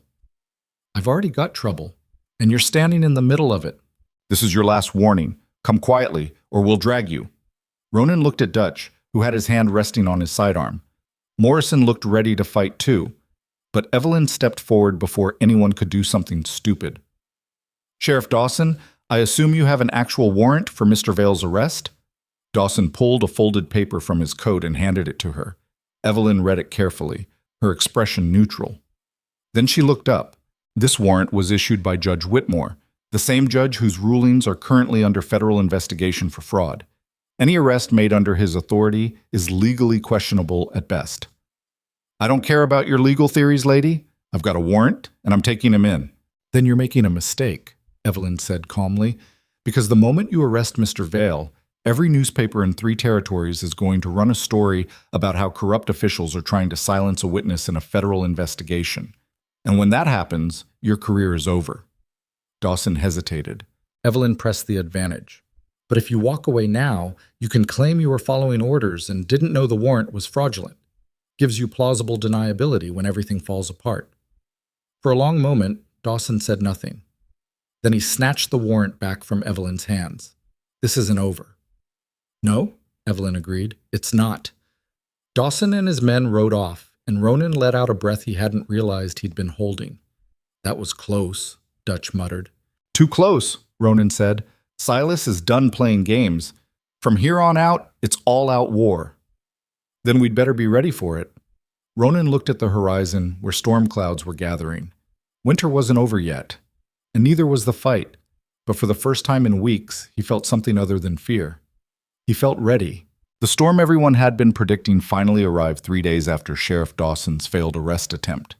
It came down from the north with the kind of fury that made even seasoned ranchers nervous, burying roads under 3 feet of snow in a single night and dropping temperatures so low that water froze in the troughs before noon. Ronan stood at his office window watching the wind tear across the valley, and for once he was grateful for the weather. Silas's men couldn't reach Blackstone in this. Nobody could. It bought them time, even if it was just a few days. Dutch came in without knocking, shaking snow off his coat. Supply run to Grafton is off. Roads completely buried. How are we on feed? 3 weeks if we ration carefully. Water's fine as long as the pumps don't freeze. Dutch pulled off his gloves. Morrison's got the men rotating shifts to keep the livestock sheltered. We'll lose some to the cold, but not as many as we would have lost to Silas's people. Ronan nodded. What about morale? Dutch hesitated. Honestly, it's bad. Half the crew thinks we're going to lose everything. The other half is just trying to survive until spring. And you? What do you think? I think we're still here. That's got to count for something. It wasn't optimism, but it was close enough. Evelyn appeared in the doorway, wrapped in a heavy wool coat that was too big for her. She'd been staying in the main house since the storm hit, along with a few others who couldn't safely make it back to the bunkhouses. We need to talk, she said. Ronan gestured for her to come in. Dutch started to leave, but Evelyn stopped him. You should hear this too. She pulled a telegram from her pocket and handed it to Ronan. He read it once, then again, trying to make sure he wasn't seeing things. Federal investigation complete. Stop charges filed against Silas Granger. Stop. Multiple counts, fraud and bribery. Stop. Warrant issued. Stop. Ronan looked up at Evelyn, his heart pounding. Is this real? It's real. I got confirmation from 2 sources. The federal prosecutor's office filed formal charges this morning. They're going after Silas for everything: land fraud, bribery, conspiracy. If even half the charges stick, he's looking at 10 years minimum. Dutch let out a low whistle. We actually did it. We gave them enough rope to hang him, Evelyn corrected. They did the rest. Ronan sat down, still holding the telegram. He'd spent so long fighting that he'd almost forgotten what winning was supposed to feel like. It didn't feel triumphant. It felt exhausting. What happens now? He asked. Now we wait. Silas will be arrested probably within the next few days. His assets will be frozen pending trial. All the land he stole through fraud will be reviewed and likely returned to the original owners. It'll take time, but the framework is in place.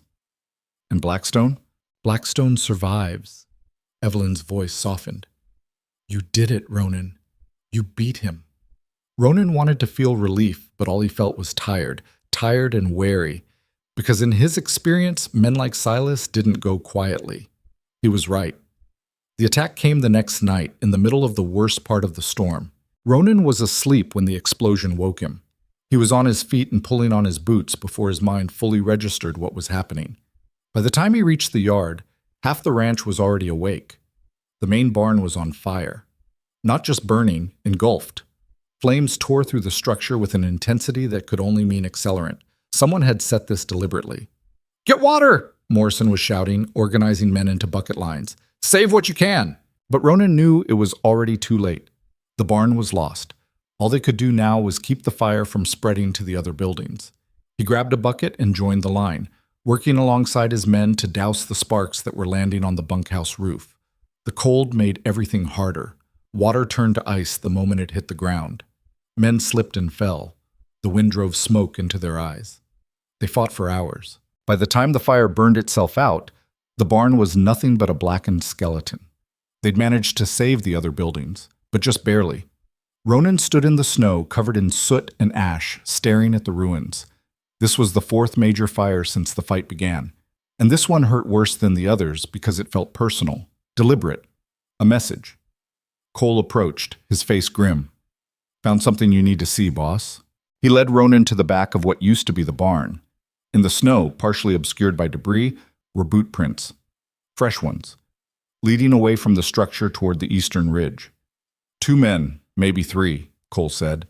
They came in during the storm, set the fire, and left the same way. "Can we track them?" "Not in this weather. Snow's covering everything too fast."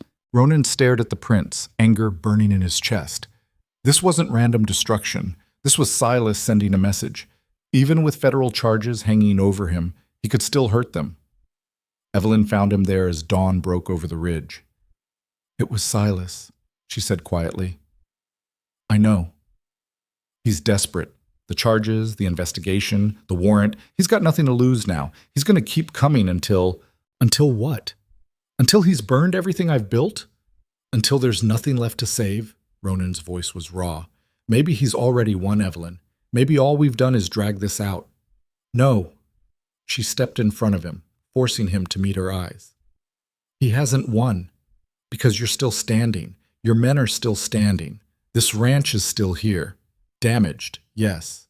Broken in places. But still here. For how much longer? As long as it takes." Ronan looked at her, at the fierce determination in her eyes, and felt something shift inside him. She was right. They were still here, still fighting, and as long as they were still fighting, they hadn't lost. "What do we do?" "We finish it, once and for all." "How?" Evelyn pulled another folded paper from her coat. It was a second telegram, this one addressed to her. "Silas Granger located in Grafton, stop. Hold up at Crown Hotel, stop. Awaiting arrest, stop. Marshals delayed by storm, stop." Ronan read it twice. "He's here. In the territory. He's cornered. The federal marshals are on their way, but the storm's delayed them. They won't arrive for at least 2 days, maybe 3. So we wait." "Or we don't." Ronan frowned. "What are you saying?" "I'm saying Silas is vulnerable right now. He's alone, surrounded by people who hate him, waiting for the law to catch up. If we confront him now, publicly, with witnesses, we can force him to answer for what he's done. Not in some courtroom months from now, but here, today, in front of everyone he's terrorized." "That's vigilante justice, Evelyn." "No, it's accountability. There's a difference." She folded the telegram and put it back in her coat.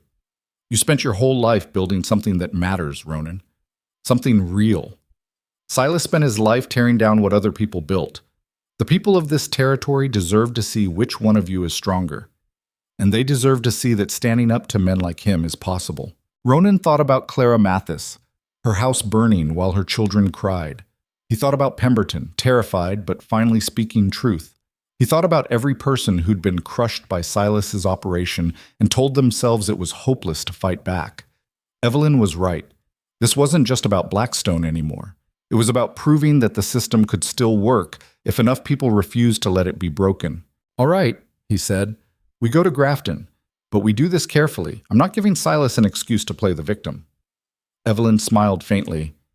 "I wouldn't dream of it." They gathered the core group within the hour: Dutch, Morrison, Cole, and Sam. Ronan explained the plan, or what passed for a plan. They'd ride to Grafton, confront Silas publicly, and make sure everyone in the territory knew exactly what kind of man he was. No violence, no threats, just truth, delivered in front of witnesses. "What if he runs?" Morrison asked. "Where's he going to run? The storm's buried every road out of town, and even if he could leave, the marshals have his description. He's trapped. What if he's got men with him? Then we deal with it." Ronan's voice was firm. "But I don't think he does.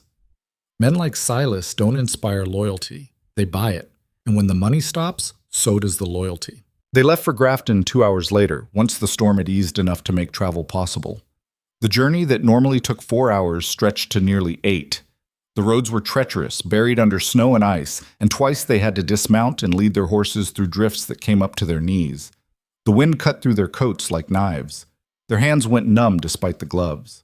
Every mile felt like 10, but they pressed on, driven by something stronger than exhaustion or cold. They were driven by the knowledge that this was the end.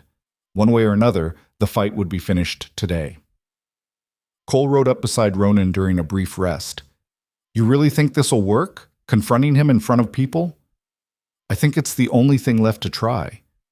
"And if it doesn't?" Ronan looked at the younger man. Cole had worked for him for 6 years, ever since he was barely old enough to shave. He'd grown up on this ranch. It was the only home he really knew. "Then we'll figure something else out," Ronan said. "We always do." Cole nodded, though doubt still lingered in his eyes. They arrived in Grafton just before sunset. The town was quieter than usual, hunkered down against the storm. Most of the shops were closed, and the few people on the street hurried past without making eye contact. But word traveled fast in small towns, and by the time Ronan and his group reached the Crown Hotel, a crowd had started to gather.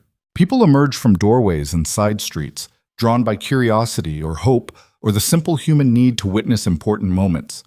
Ronan recognized some faces: the blacksmith who'd refused to shoe Silas's horses, the widow who ran the boarding house, the storekeeper who'd lost his brother to one of Silas's schemes. They were all watching, waiting. The hotel was a 2-story building at the center of town with a saloon on the ground floor and rooms upstairs. Ronan could see light in one of the upper windows. Someone was home. He dismounted and handed Ash's reins to Cole. "Stay here. Keep an eye on the street. If anyone tries to interfere, you let me know." "What are you going to do?" "Talk." Dutch followed him inside along with Evelyn and Morrison. The saloon was nearly empty, just a bartender and 2 old men nursing drinks in the corner. The bartender looked up as they entered, his expression wary. "We're closed." "No, you're not," Ronan said. "We're here to see Silas Granger." "Which room?" The bartender hesitated, his eyes darting to the stairs. "I don't know what you're talking about." "Room number, now." The bartender swallowed hard. "Look, I don't want trouble." "Then don't give us trouble.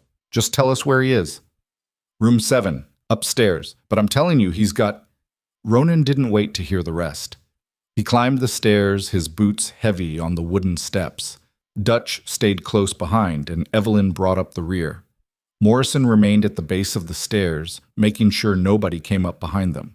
When they reached room 7, Ronan paused. His hand hovered over the door handle. Part of him wondered what he'd find on the other side. Would Silas be armed? Would he resist? Would he even be alone? Only one way to find out. He tried the handle. It was unlocked. Ronan pushed the door open. Silas Granger sat at a small table near the window, a half-empty bottle of whiskey in front of him. He looked older than Ronan had expected. Smaller, somehow. The expensive suit couldn't hide the fact that this was a man who'd built his empire on fear and was now realizing fear wasn't enough. A revolver lay on the table within easy reach, but Silas made no move toward it. He just looked up at Ronan with tired eyes and said, "I was wondering when you'd show up. You burned my barn." "I did." Silas poured himself another drink, his hand steady despite the circumstances. "Seemed fitting. You burned my reputation. I burned your property. Fair trade, don't you think?" "Nothing about this is fair." No, I suppose it's not. Silas took a sip of whiskey, then set the glass down carefully. You know, I almost admire you, Vale. Most men would have folded by now, taken the money and walked away, but not you. You had to make it a fight. You made it a fight the moment you came after my land. True, but I gave you options. Multiple times. You chose this path. I chose to defend what's mine. You chose to steal it. Silas smiled, but there was no humor in it. Steal is such a harsh word. I prefer acquire, less judgmental.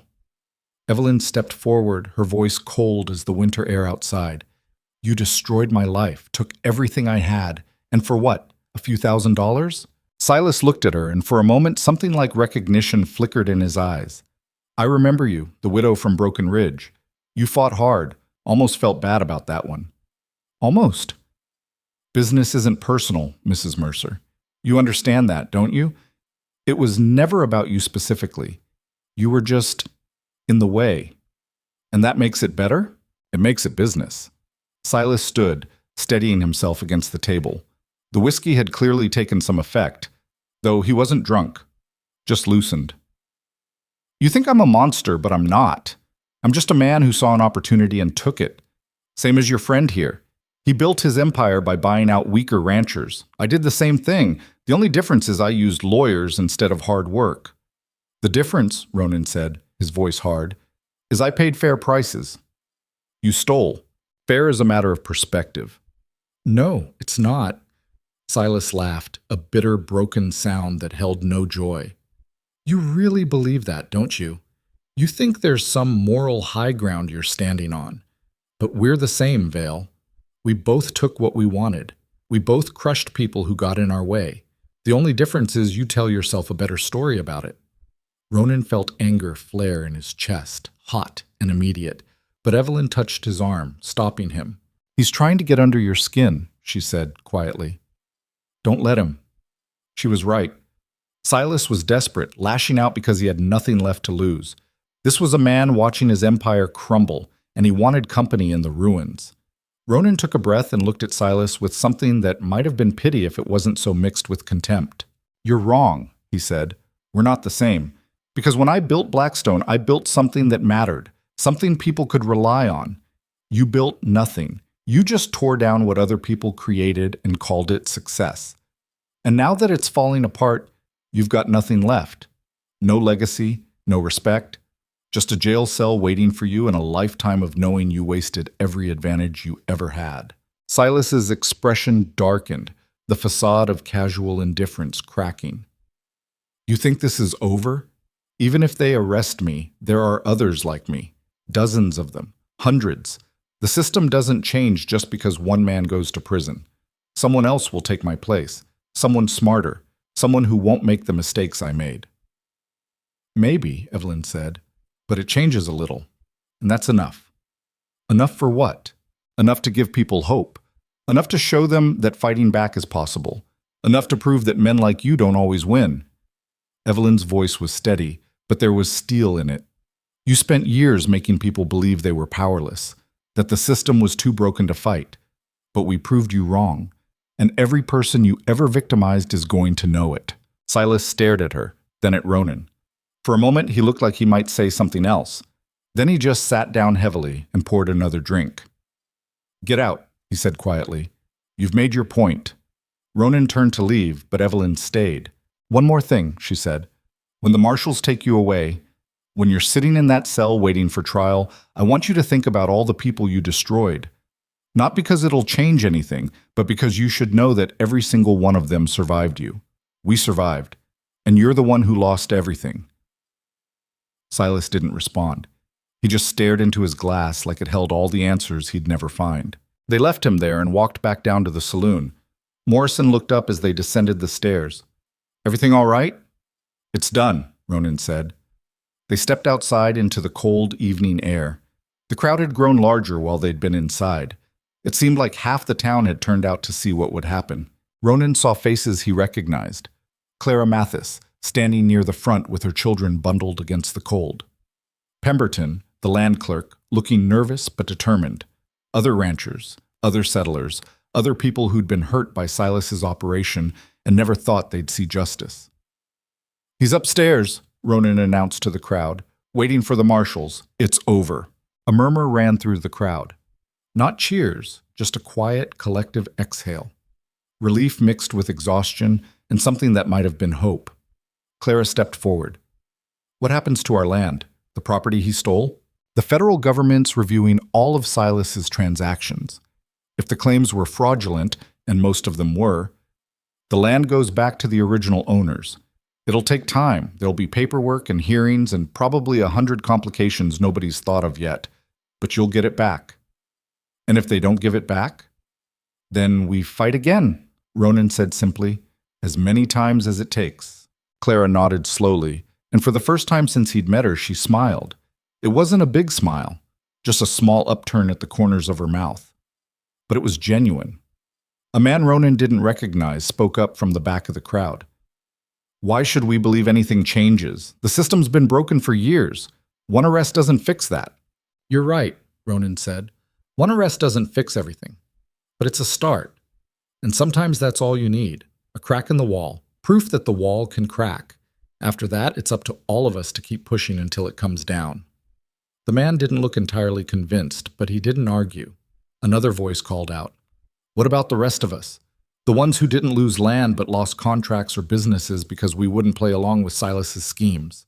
File complaints with the territorial government. Document everything. The more evidence there is of systematic corruption, the harder it'll be for anyone to ignore." Ronan paused. "And if they do ignore it, go to the newspapers. Make noise.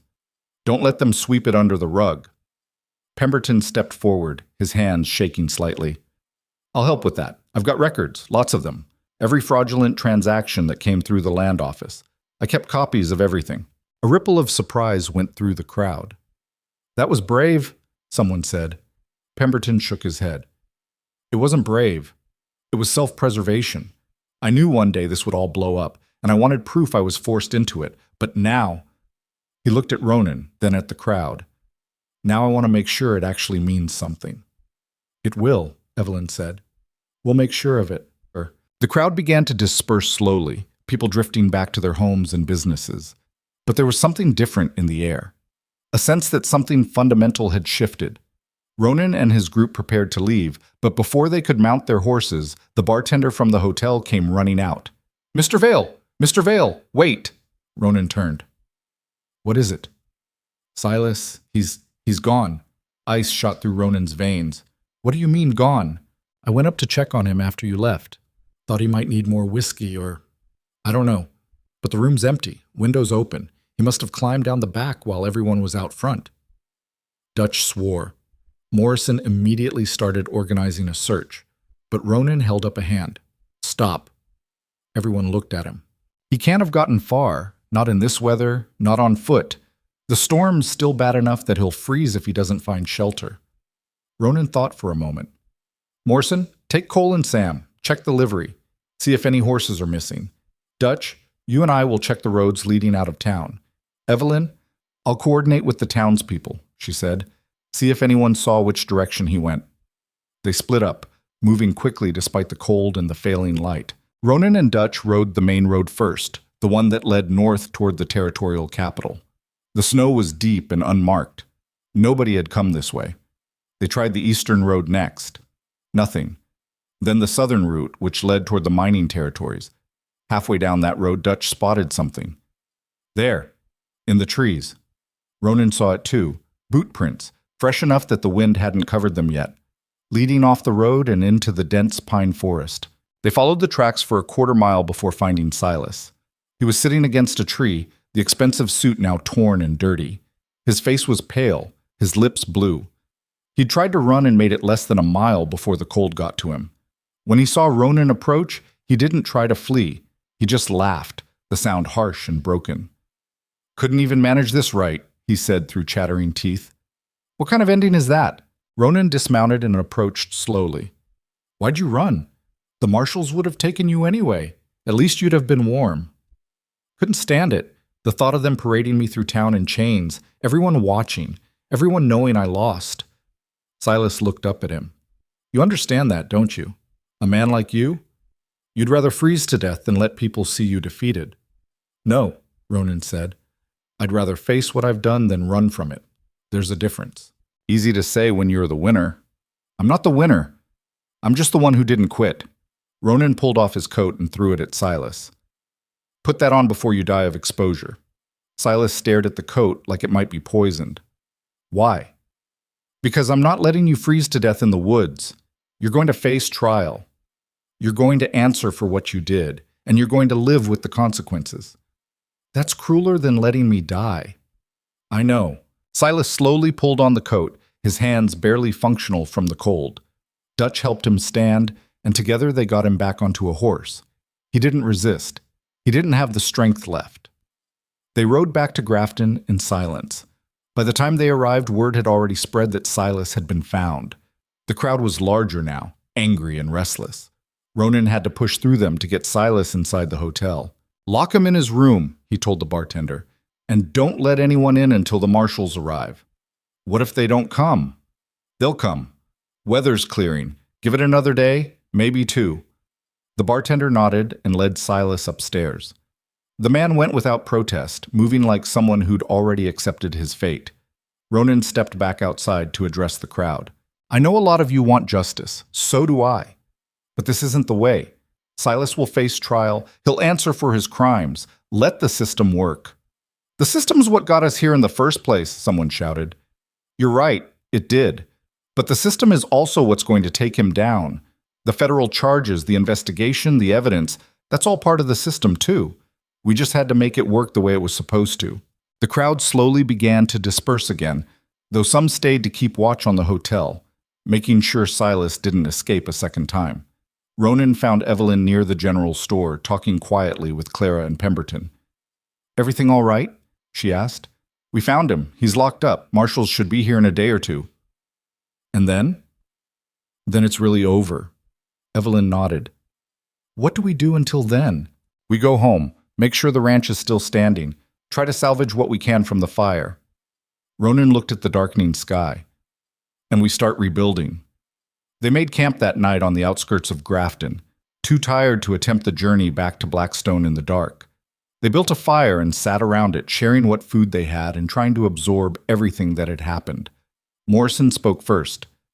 Never thought I'd see the day. Silas Granger brought down. He brought himself down, Dutch said. We just helped it along. Still feels strange, like waiting for the other shoe to drop.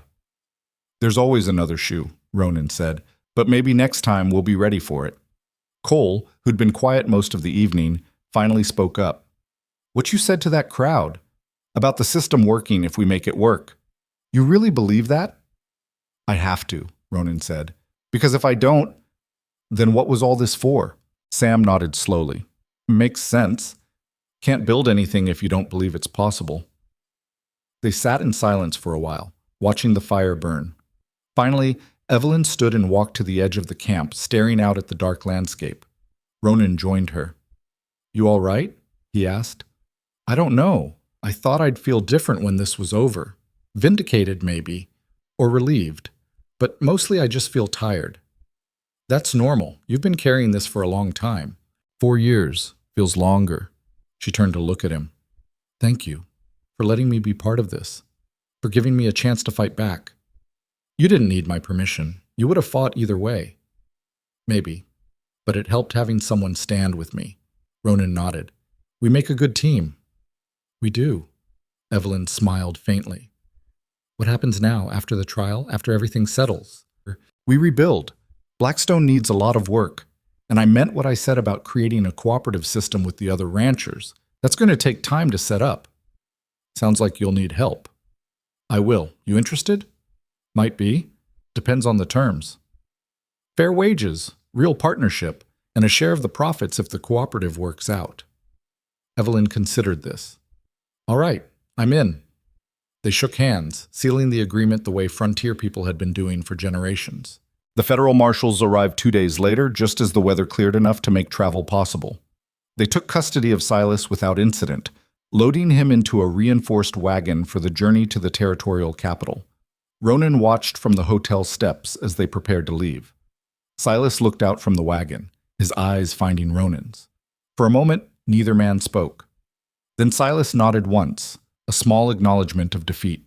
Ronan didn't nod back. He just watched as the wagon pulled away, carrying Silas Granger out of the territory and toward whatever justice waited for him. The crowd that had gathered to watch cheered, not loudly, but sincerely. It was the sound of people who'd carried fear for too long finally setting it down. Ronan and his group left Grafton that afternoon, riding back toward Blackstone under clear skies. The journey was easier this time, the roads partially cleared and the temperature rising. When they crested the final ridge and saw the ranch spread out below them, Ronan felt something loosen in his chest. It looked rough. The burned barn was still a blackened ruin. The fences were still damaged. The property still bore the scars of months of attacks. But it was standing. They were still here, and that meant everything. The weeks that followed were some of the hardest of Ronan's life, but they were also different from the hard weeks that had come before. This time they weren't fighting. They were building. The barn was rebuilt, bigger and stronger than before. Local carpenters who'd heard about the fight volunteered their time. Other ranchers sent materials. Even people from Grafton came out to help, wanting to be part of something positive after months of watching Silas tear things apart. The fences were repaired and reinforced. The cattle were counted and redistributed across secure pastures. Supply contracts were renegotiated with vendors who'd proven trustworthy during the crisis. And slowly, carefully, Ronan began implementing the cooperative system he'd proposed. It started small. Just 3 other ranchers, all of them people who'd been targeted by Silas. They pooled resources for winter feed, shared access to water sources, and created a mutual defense agreement. If one ranch was threatened, the others would support them. Word spread. Within a month, 7 more ranchers had joined, then 10, then 15. By spring, nearly half the independent operations in Blackstone territory were part of the cooperative. It wasn't perfect. There were disputes over resources, disagreements about strategy, arguments about who contributed what. But they worked through them, slowly developing a framework that protected everyone involved. And most importantly, they created something Silas had never been able to build: trust. The trial happened in early summer in the territorial capital. Ronan attended every day of testimony, sitting in the back of the courtroom and watching as witness after witness detailed Silas's crimes. Forged documents, bribed officials, destroyed families. The evidence was overwhelming. The jury deliberated for less than 6 hours before returning guilty verdicts on all 23 counts. Silas was sentenced to 18 years in federal prison with no possibility of parole. When the sentence was read, Silas showed no emotion. He just stood there, hands clasped behind his back, staring straight ahead. As they led him out of the courtroom, he passed close to where Ronan was sitting. Their eyes met one final time. Silas spoke, his voice barely audible. "You won this round, Vale. But the game doesn't end." "No," Ronan agreed. "It doesn't, but at least now other people know they can play." Silas was taken away, and Ronan never saw him again. The aftermath of the trial stretched on for months. Properties were reviewed and returned to their original owners. Corrupt officials were removed from office. New regulations were put in place to prevent similar fraud. It wasn't a complete overhaul of the system. Corruption didn't vanish overnight. But it was progress, real and measurable. Clara Mathis got her homestead back and rebuilt it with help from the cooperative. Pemberton was appointed to a new territorial oversight committee, using his knowledge of the old system to help design a better one. Other families who'd lost land slowly reclaimed it, piece by piece, and Blackstone Ranch thrived. Not because it was the biggest operation in the territory, it wasn't anymore, but because it was part of something larger, a network of people who'd learned that they were stronger together than they ever could be alone. 2 years after the trial, Ronan stood in the rebuilt barn and looked at the ledgers. The numbers were good, better than good. The cooperative had stabilized prices, reduced waste, and created efficiencies none of them could have achieved alone. Evelyn walked in, carrying a stack of correspondence. "Letters from the Territory Council. They want to use our cooperative model as a template for other regions." "What did you tell them?" "I said we'd consider it, pending your approval." Ronan smiled. "Since when do you need my approval?" "Since you made me a partner." Evelyn set the letters on his desk. "So, what do you think?" "I think we should share what we learned. Help other people avoid what we went through." Even if it means admitting we didn't have all the answers? Especially then.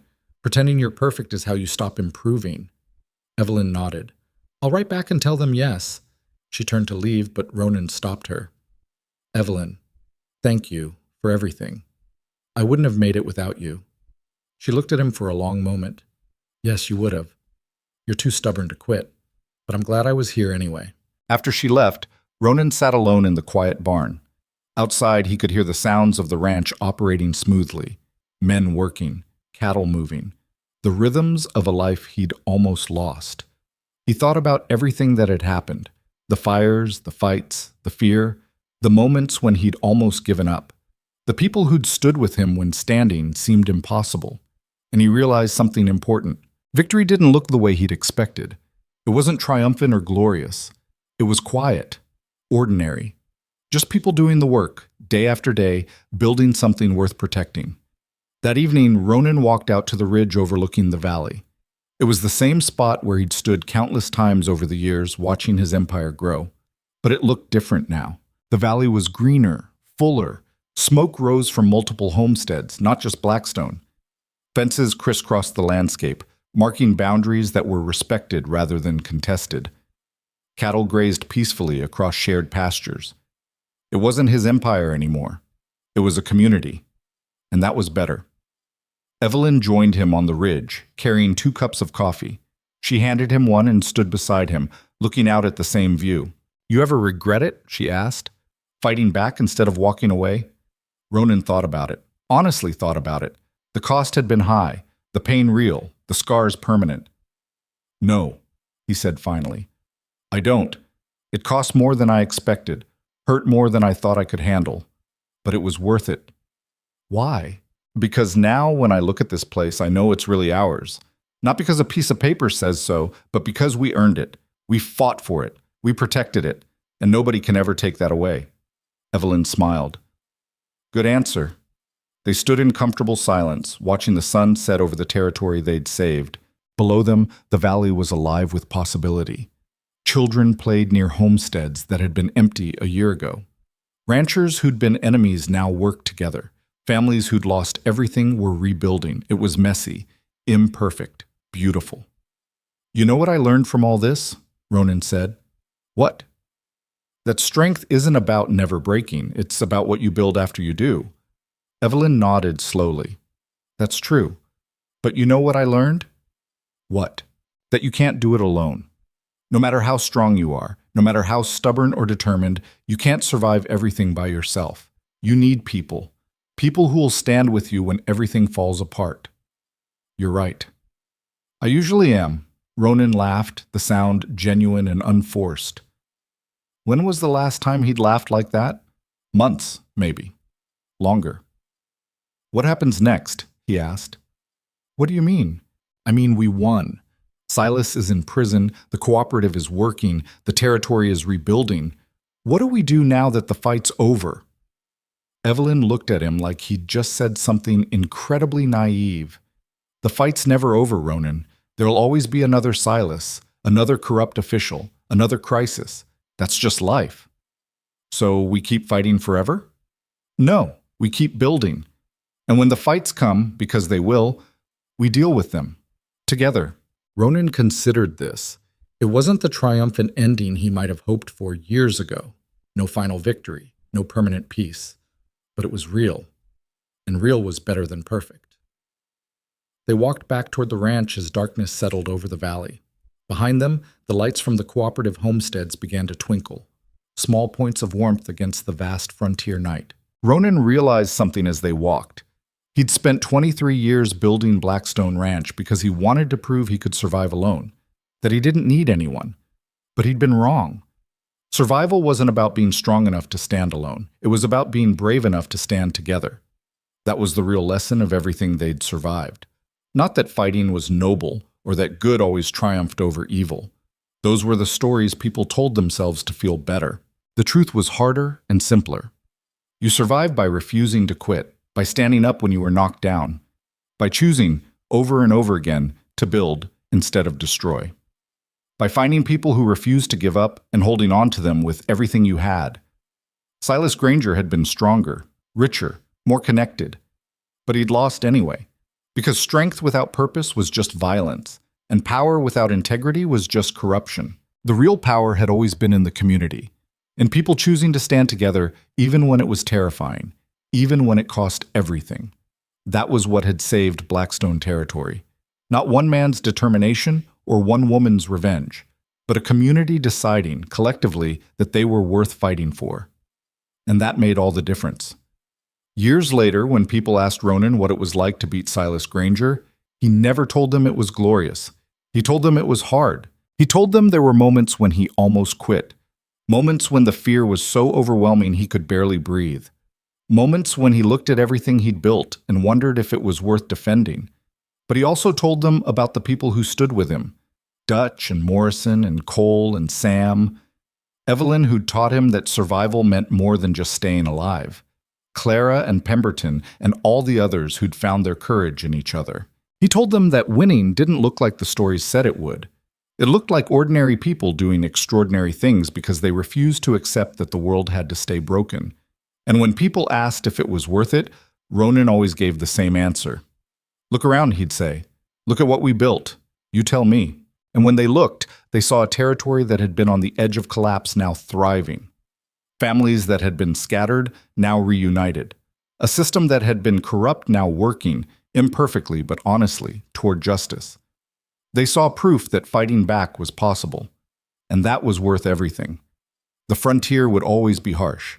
Winter would always come. There would always be people looking for weaknesses to exploit, systems to corrupt, communities to tear apart. But there would also always be people willing to fight back. People like Ronan and Evelyn. Like Dutch and Morrison and Clara and Pemberton.